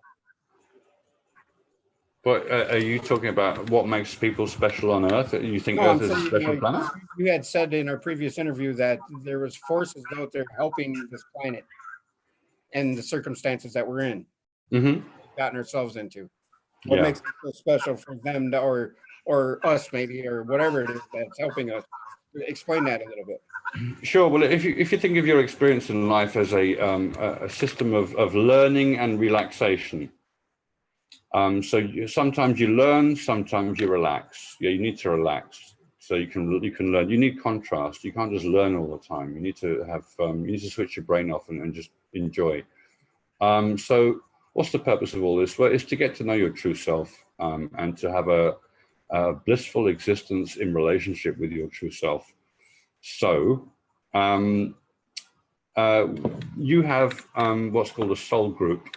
You have other people who are very interested in your life that are not physical, and they are looking after you. They look out for you. They put ideas into your head. They can only do certain things. They can only prompt you and hint things to you. Alongside that, you have universal cosmic timing and divine timings going on as well. It's not as simple as just one or two things. You also have lots of activity going on around the planet, because I know personally that there are thousands and thousands of incarnated visitors on the planet. I'm one of these so-called visitors, but we're just people like anybody else. And we've gone through ascension, you know, wherever we're from, and we've come to spread that on this planet, because it's been, you know, forgotten and bound up in manuals and God knows what. So it has to be expressed again, and that's why there's such an influx of angels or extraterrestrials, because it's basically the same thing. What does that mean? Well, there are different levels of existence in the cosmos. What we see is not all there is. In other words, if you find a planet over there, and you think, well, I can just jump in a ship and go and travel to that planet, and I can meet the people on that planet. Well, they might not be in physical form, and you won't have a clue that they're there. And this is a very difficult concept for a regular person to grasp. There are different levels of your existence that are way beyond what you're used to in your normal physical body. And you don't realize that a lot of people are looking out for you, and putting things in your path. They put ideas in other people's heads to make them come to you as well at the right time. Things always turn out right. If you are honest, if you stay honest with yourself, you will follow automatically exactly the right path. Automatically. You keep stumbling in, like if you're a drinker and you keep falling back on the drink, but you're still trying to do this, or you know what I mean? Yeah, you don't have to be a saint. Mm-hmm. You don't have to be a saint in your life. For instance, all the time I was doing the great work, when I was at university, I spent 3 years. I had a 2-year gap, but I did 2 years, a 2-year gap, and I went back and I did my 3rd year. Every single day I was at university, I was absolutely stoned off my head. You were spun off your head? I was stoned off my head. Okay, yeah. I smoked a gargantuan amount of weed.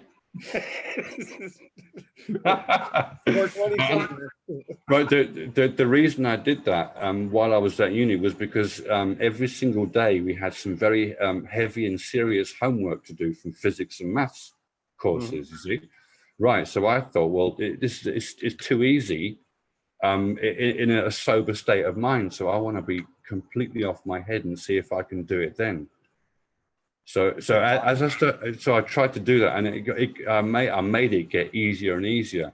It's just a habit of mine to make things as difficult as possible for myself, so I can accumulate the greatest skills. And my focus was on the skills of mental visualization. That's always been my focus, to be able to visualize things and analyze things in my own head, so I don't have to waste my time going over to see something physically. I can just do it sitting down, you know. So my emphasis. Gift too, didn't he? Sorry? Tesla had that gift. He spoke of that same gift that you're talking about there. Well, he was a natural at inspirational flashes of inspiration, you know, and that kind of thing. And of course, once you have a flash of inspiration, if you focus on it, your thoughts can be inspirational around that original inspiration as well. It can help your thoughts to elevate, you know, because you're elevating to the position of that inspiration. You know what I mean? Oh yeah. You see what I'm saying? The original inspiring thought, and it builds on itself, right? Yeah, right. That's right. So yeah, I made things as difficult as possible for myself on purpose, so that I would learn. It's like wading through mud. You know, you build a greater muscle if you put resistance on your movements. Do Yes. you understand what I'm saying? Right, right. So that principle I learned from Bruce Lee. He used to run up and down stairs with weights around his ankles. And when I read that he was doing that, I thought, why is he doing that? I see. So the greater resistance you use to yourself, the greater power and strength you will get as a result. So I'll make my life as difficult as possible. Therefore, I will reap the greatest benefit from it. Man only exists on that which resists. So the earth must resist, else man existeth not. I've heard that before. Yeah, that's from the Emerald Tablets. Right, right. Right. As soon as you said that, that boom popped into my head, and I was like, "Wow." Really, Yeah. really. Yeah. Yeah. I don't have many things embedded in my. Now, what you were saying about there's plenty of reincarnated or incarnated beings here that are just people. Now, what you said, did you know that prior to your ascension moment that you were one of them, or was it after you had that, or did you always have a feeling you were there, or you know what I mean? Yeah. No, I didn't know until 3 months after ascension, because I had a hologram explode out of my solar plexus of all the angels who are incarnated on planet Earth at the moment, and there are thousands and thousands and thousands of them. And I saw a lot of witnesses, right? Sorry. I guess so. Yeah. I mean, I'm not familiar with I'm not that familiar with other people's predictions of such a thing. You know, I spend more time on other stuff, but I've heard it. You know, the 144,000 and that sort of thing. Fair enough. I don't know the exact number. I just got the figure of that. I got the phrase thousands and thousands and thousands. That was the phrase that came with it. And I actually saw them. There was literally a hologram around me, and they went off in. As far as the eye could see in all directions, in a circle. The ones immediately in front of me were in a circle around me, facing me, and everybody else. And they were all black and white. But one of them was in color. The one in color has turned out to be my twin. As I've mentioned before, that's my twin. I saw my twin 5 years ago without even knowing them physically in life, and I've only met them 6 months ago now. Anyway, Is there any new developments on that at all? Sorry? Have you had any new developments on that subject at all with your twin? Yeah, but they're all internal. It'd be very difficult to explain. Oh, that's what you were talking about earlier. Partly. Yeah. Okay, I got Partly. you. Yeah. There's other things going on as well. Okay, I don't want to force you into a conversation there, man. That's okay. I've simply become much more aware of the individuals in my soul group. I've got a sense of how many there are and what they're like now that I never had before 6 months ago. I never even thought about them. I find that very interesting. I've almost been forced into a different sort of awareness of what there is, you know, because I was focused on the intellectual. But now I'm more aware of the nature of other people's being without being physical.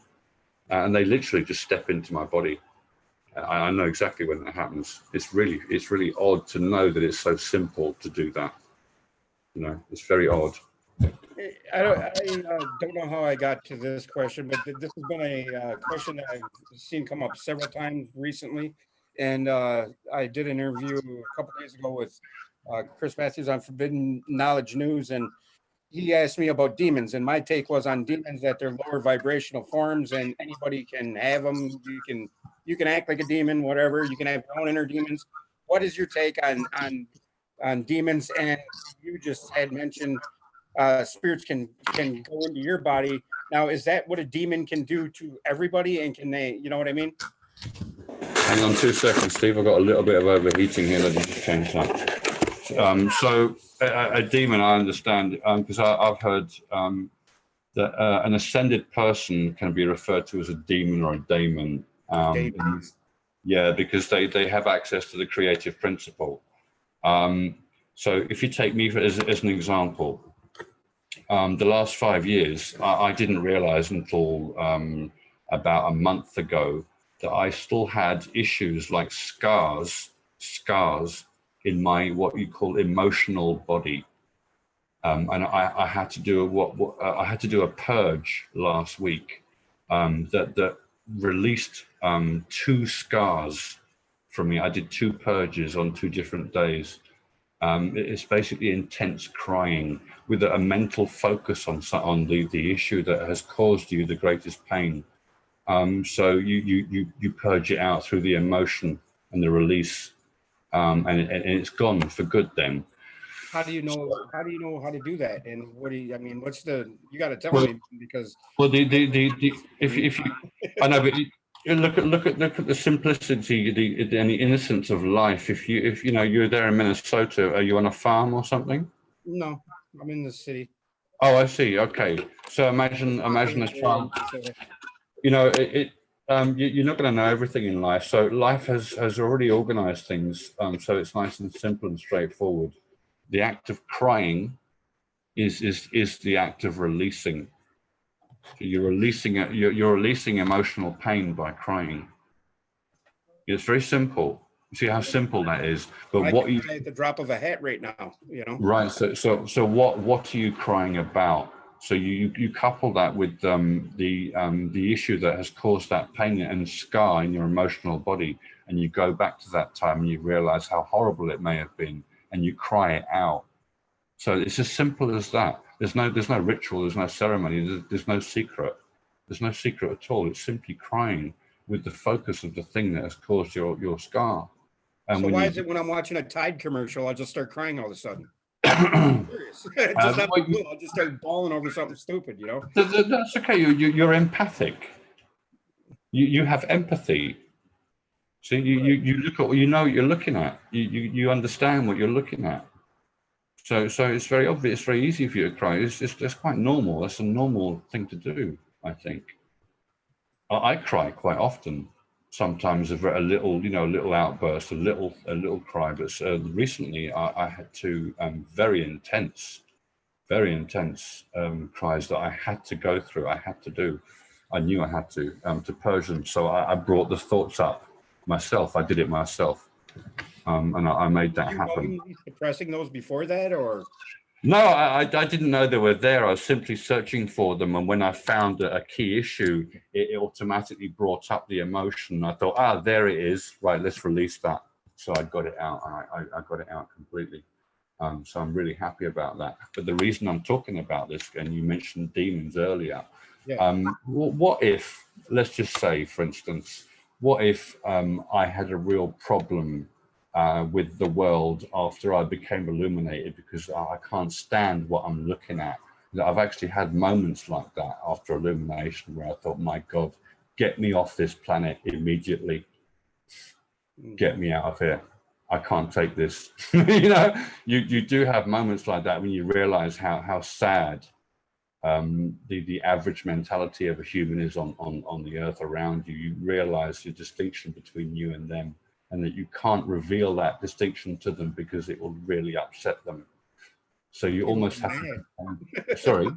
People get angry when you try to reveal anything other than what's going on in the world, or yeah, because they feel like they're being attacked. So what I'm talking about is narcissism, and the reason I'm talking about that is because I've heard Krishna talking about your state of mind before you die, as if it has an effect on what comes after you die.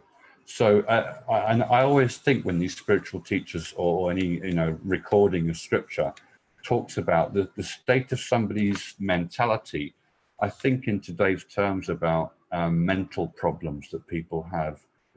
They can't help it. If somebody is born with a mental deficiency, it's not their fault. And if it causes them to have certain characteristics and behavioral characteristics, it's also not their fault. What about Tourette's syndrome?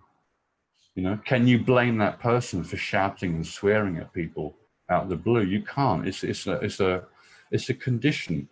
You have to really think about forgiving the fact that that's a condition. There's not a lot you can do about it. So there's a lot of issue on forgiveness. So when I think of scripture saying you need to have this attitude and that attitude, that can't apply to everybody, because some people are mentally sick or mentally, born into a mental deficiency that's not their fault. So you can't blame them. Of conceptualizing what you're talking about, right? Right. So why am I talking about this? Because imagine if I suddenly died before I had a chance to purge, my final scars in my emotional body. Would I become an irate spirit? Would I become unhappy? Would I start going around wanting to hurt people because I wasn't allowed in heaven all of a sudden, because it's down to you to remind yourself of heaven.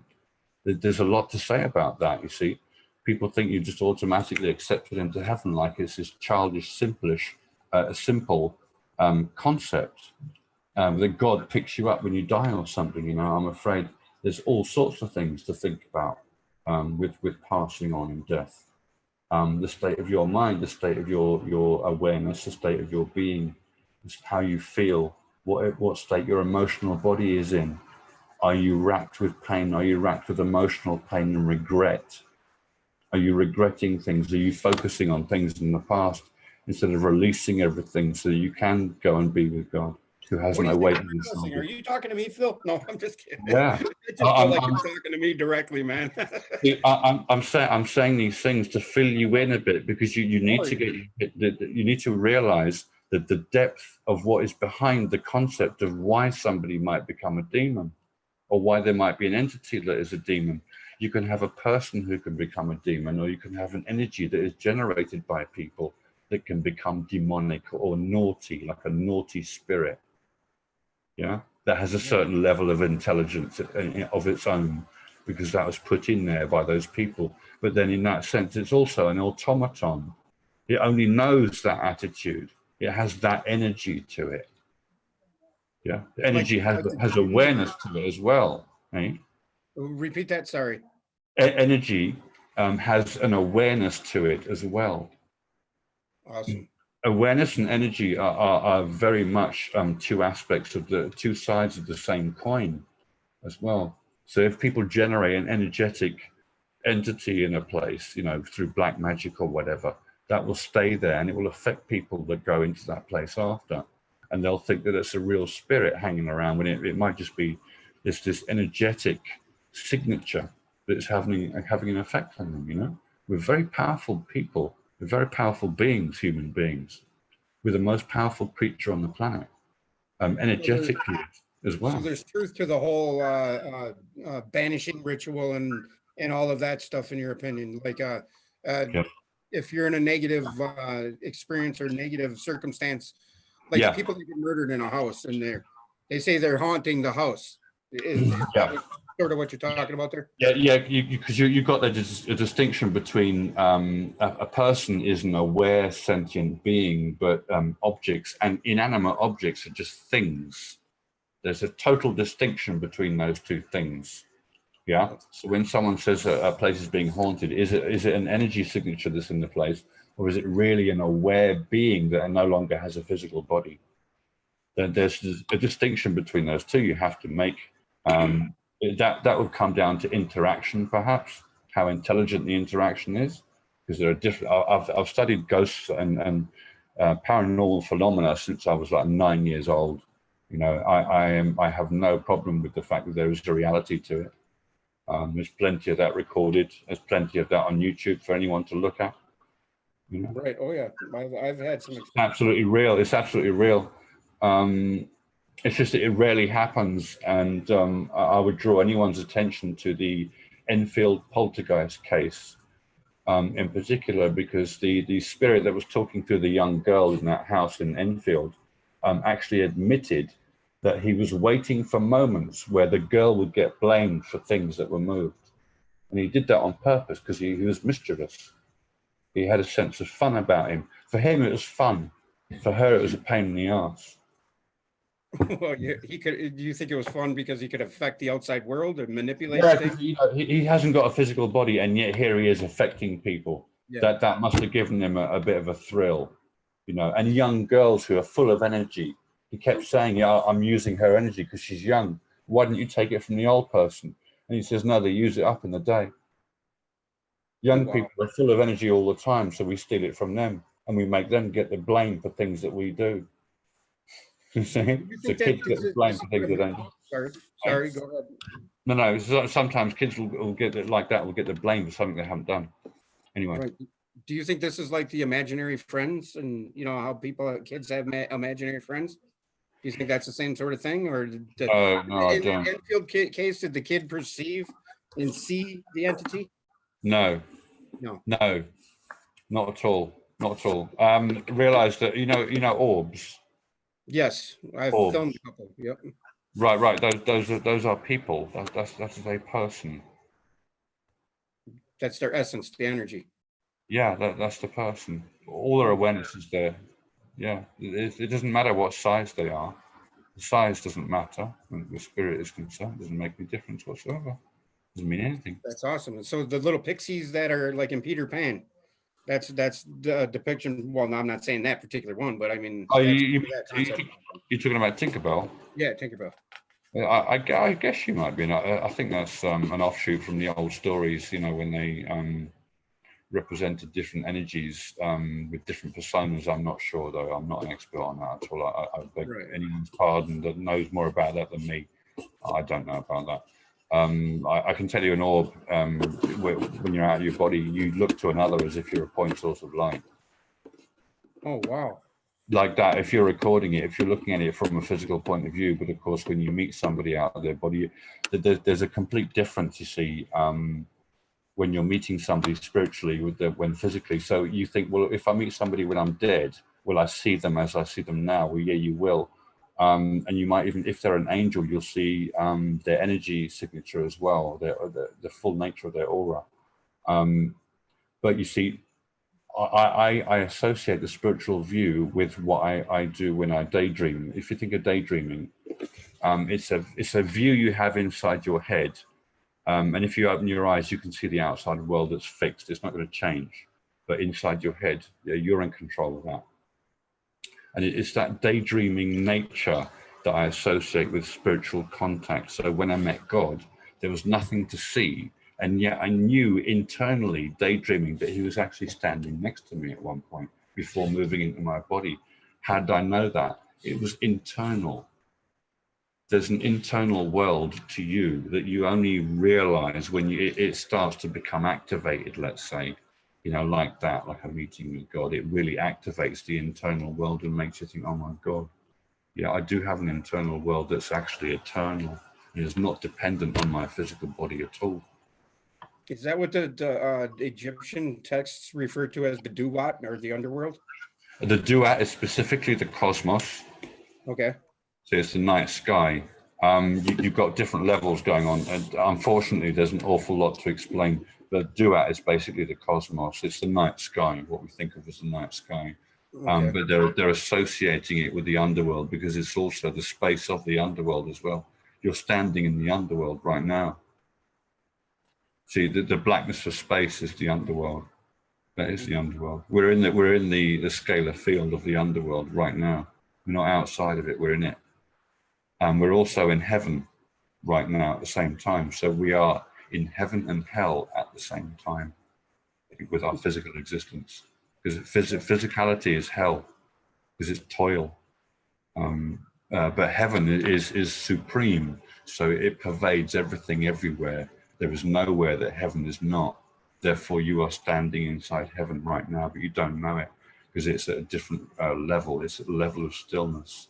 And physical life is all motion and movement. So if you just cancel physical life and close your eyes and focus on stillness, you'll tune into the level that is heaven and you'll become aware of it. Yeah, it's already there. It's always there. Beautiful. Always there. It's never not there. So it doesn't matter when you do it, and there's no rush. See, it's very relaxing to know that it's just permanently there for you. See? Yeah, so there's no hurry up and get there. Just hurry up and wait. It's not fleeting. You don't have to, oh, am I going to miss it? There's none of that. You're not going to miss it. You're not going to miss it. It's always there. Okay. Yeah, because I was of the mindset just a few months ago that, I don't want to die before, I don't want to die before I reach the pinnacle. You know what I mean? I want to, and I realized that me wanting to get there so bad was hurting me. Actually. you know, because I was trying too hard.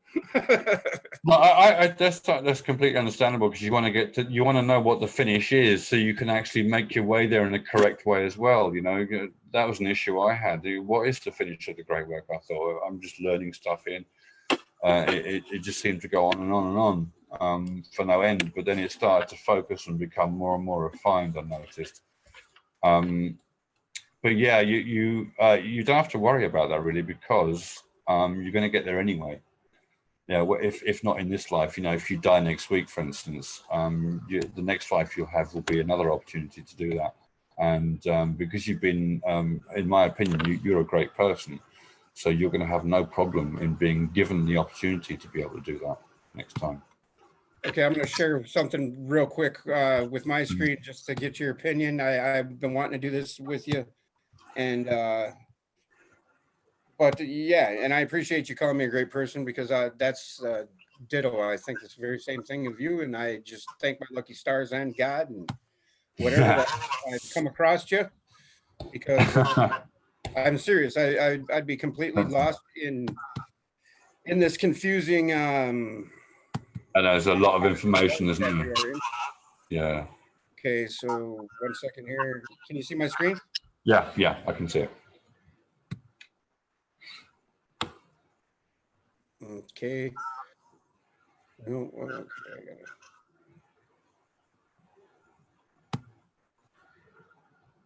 Darn it. So we're working on it.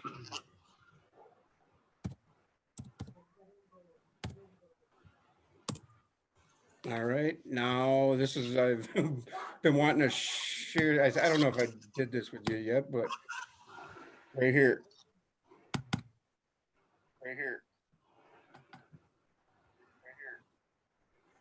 Now, is this what our reality is? You get that? You're fractalating it, yeah. Right. But of course, you know, it's not a never-ending fractal, in the sense that the cosmos is finite. Everything physical is always finite. See, so any manifestation has a finite quality. So you're not going to have the only way you can think of the universe as an infinite fractal is over infinite. You just did the. Oh, sorry. The only, can you hear me okay now? Yep, I can hear you now. Yep. Okay, yeah. The only way you're going to get like an association between the cosmos and an infinite fractal is over time. You see, because the cosmos goes. The funny thing about the cosmos is it's finite and it's infinite at the same time, in the sense that it has a finite beginning in an infinite setting, and it goes on forever. Even though it began, it will never stop. See, normally when things start, they stop, or when something is born, it dies. The cosmos never really dies. It peters out and becomes its own original state again. Then it expands again. You know, just like we breathe in and exhale, right? Yeah. It is an inevitable process. The overall nature of the cosmos. The rhythm of life is inevitable on the cosmic scale as well as the human scale. Yeah. A lot of it is inevitable. Yeah, I mean, the choice comes down to individual creatures, basically only.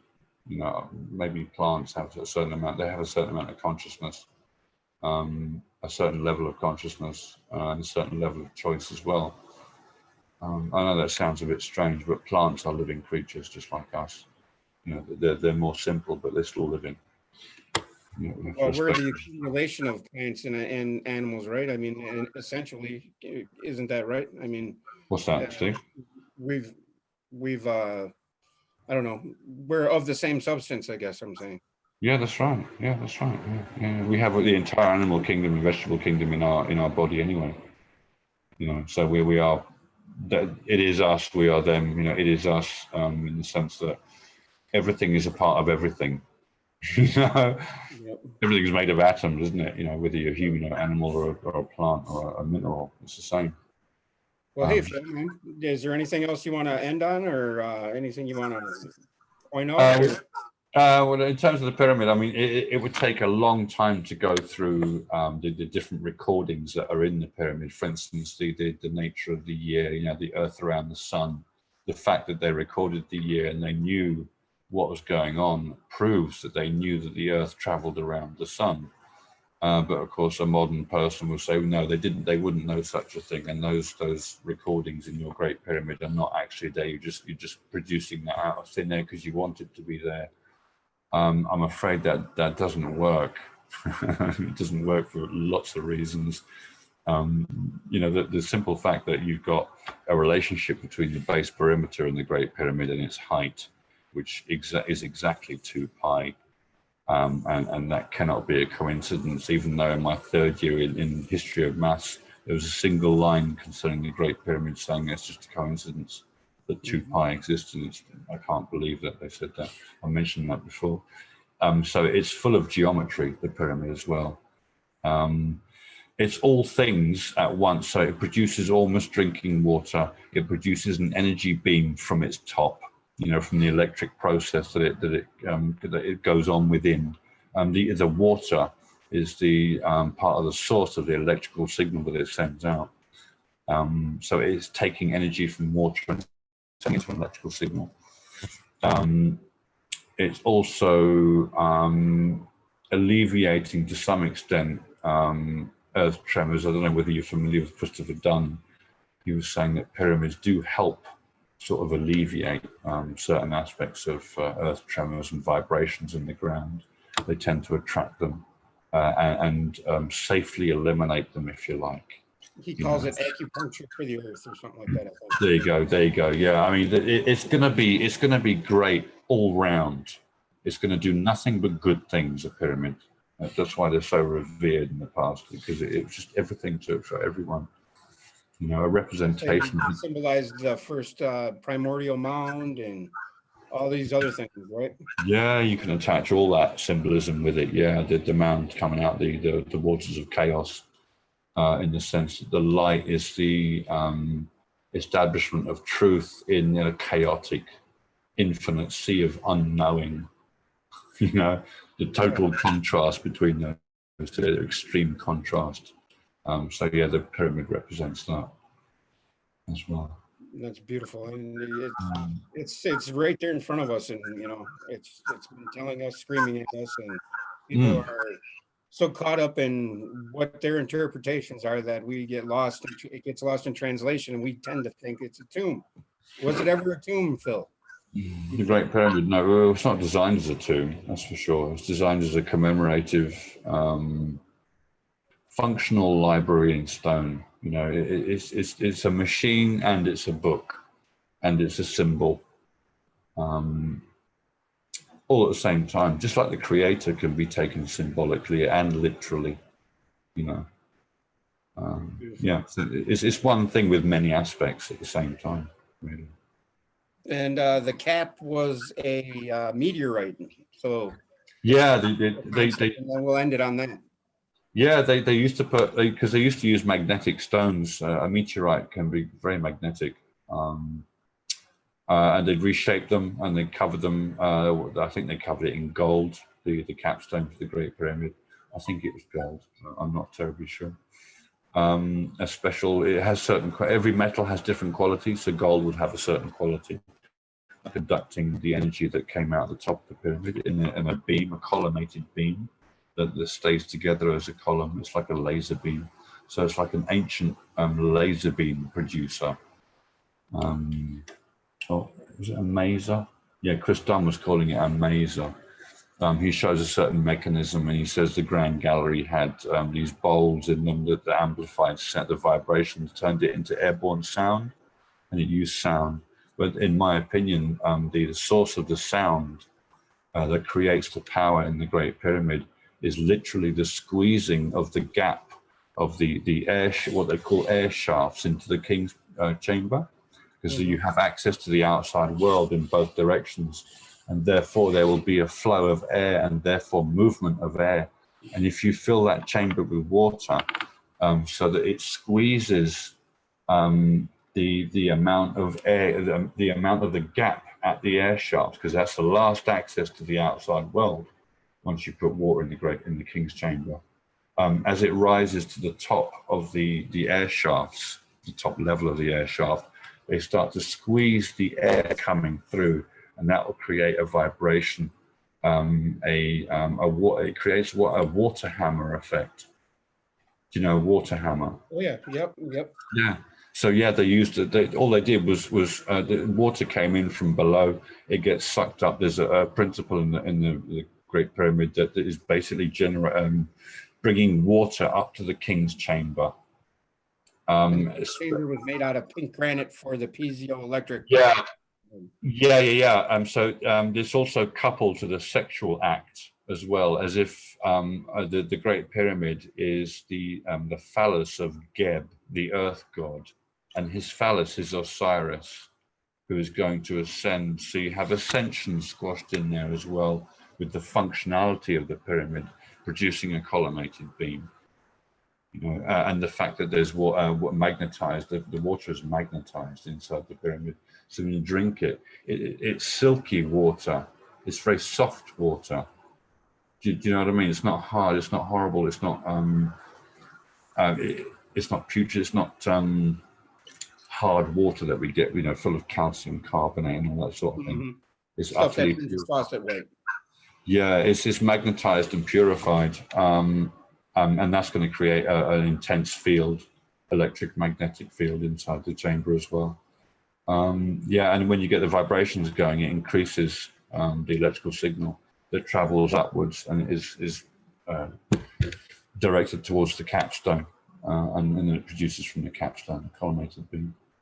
Another odd thing is before I've even met you, I did some research on Danny Wilton's material, and he found out that the creation of Adam painting in the Sistine Chapel dome and several other paintings depict, that one in particular, the creation of Adam, you overlay that with the Great Pyramid, and the King's Chamber is actually where our pineal gland would be, because our brain, you overlay that with the Orion Nebula, and it all matches up. It's just so. Yeah. In the center of the brain, of course, you've got the pineal gland and the pituitary gland. They're in a relationship as well, and you can compare that relationship to the Sirius and Orion relationship. It's always this issue of the relationship, because this relationship fundamentally that leads to your perfection. It's because of that you become perfect. So they're going to commemorate that. A god will commemorate that because it's the commemoration of the attainment of perfection. It's just like the relationship between us as ego and us as spiritual, right? Or that whole relation dichotomy within us.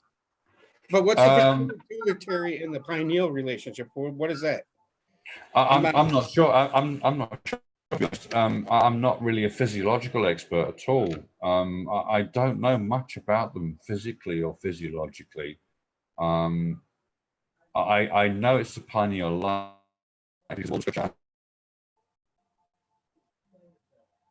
Hello? You're phasing out, bud. You're frozen. Uh-oh.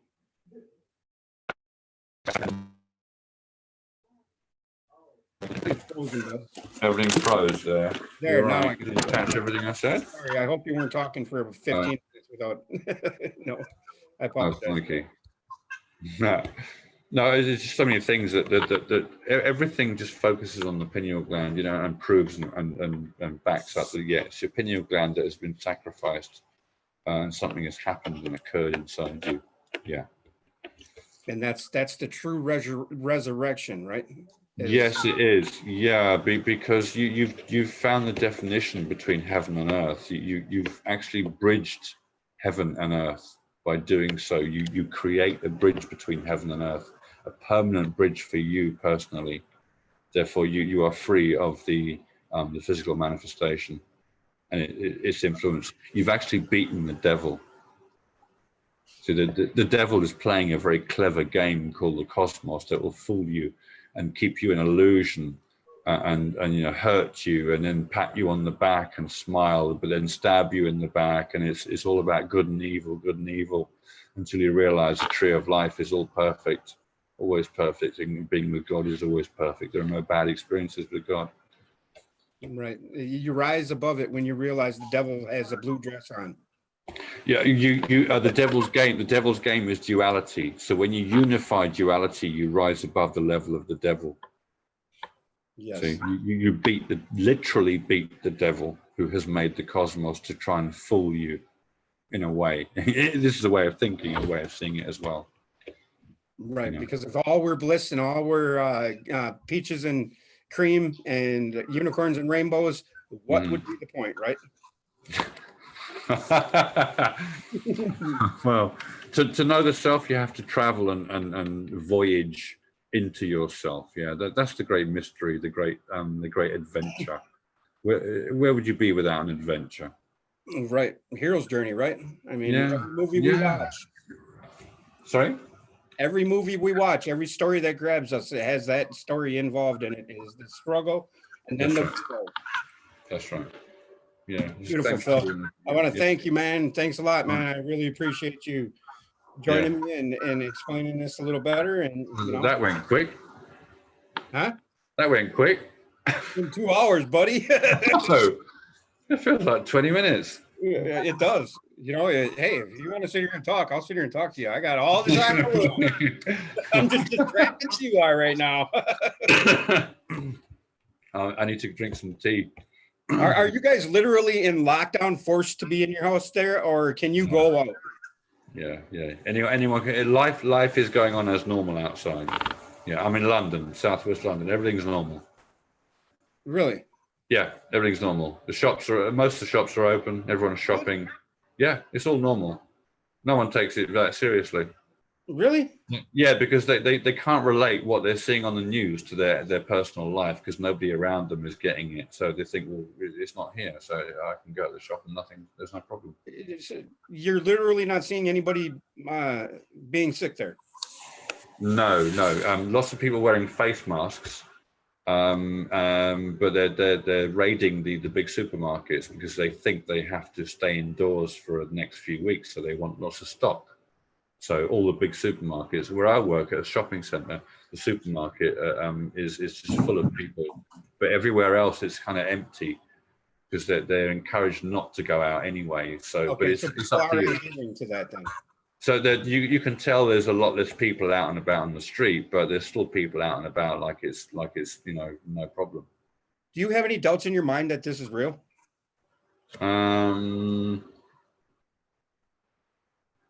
I don't know. I mean, I don't doubt that some people have caught it. I mean, Tom Hanks has come out and said he's got it, hasn't he? He's tested positive. But he is an actor.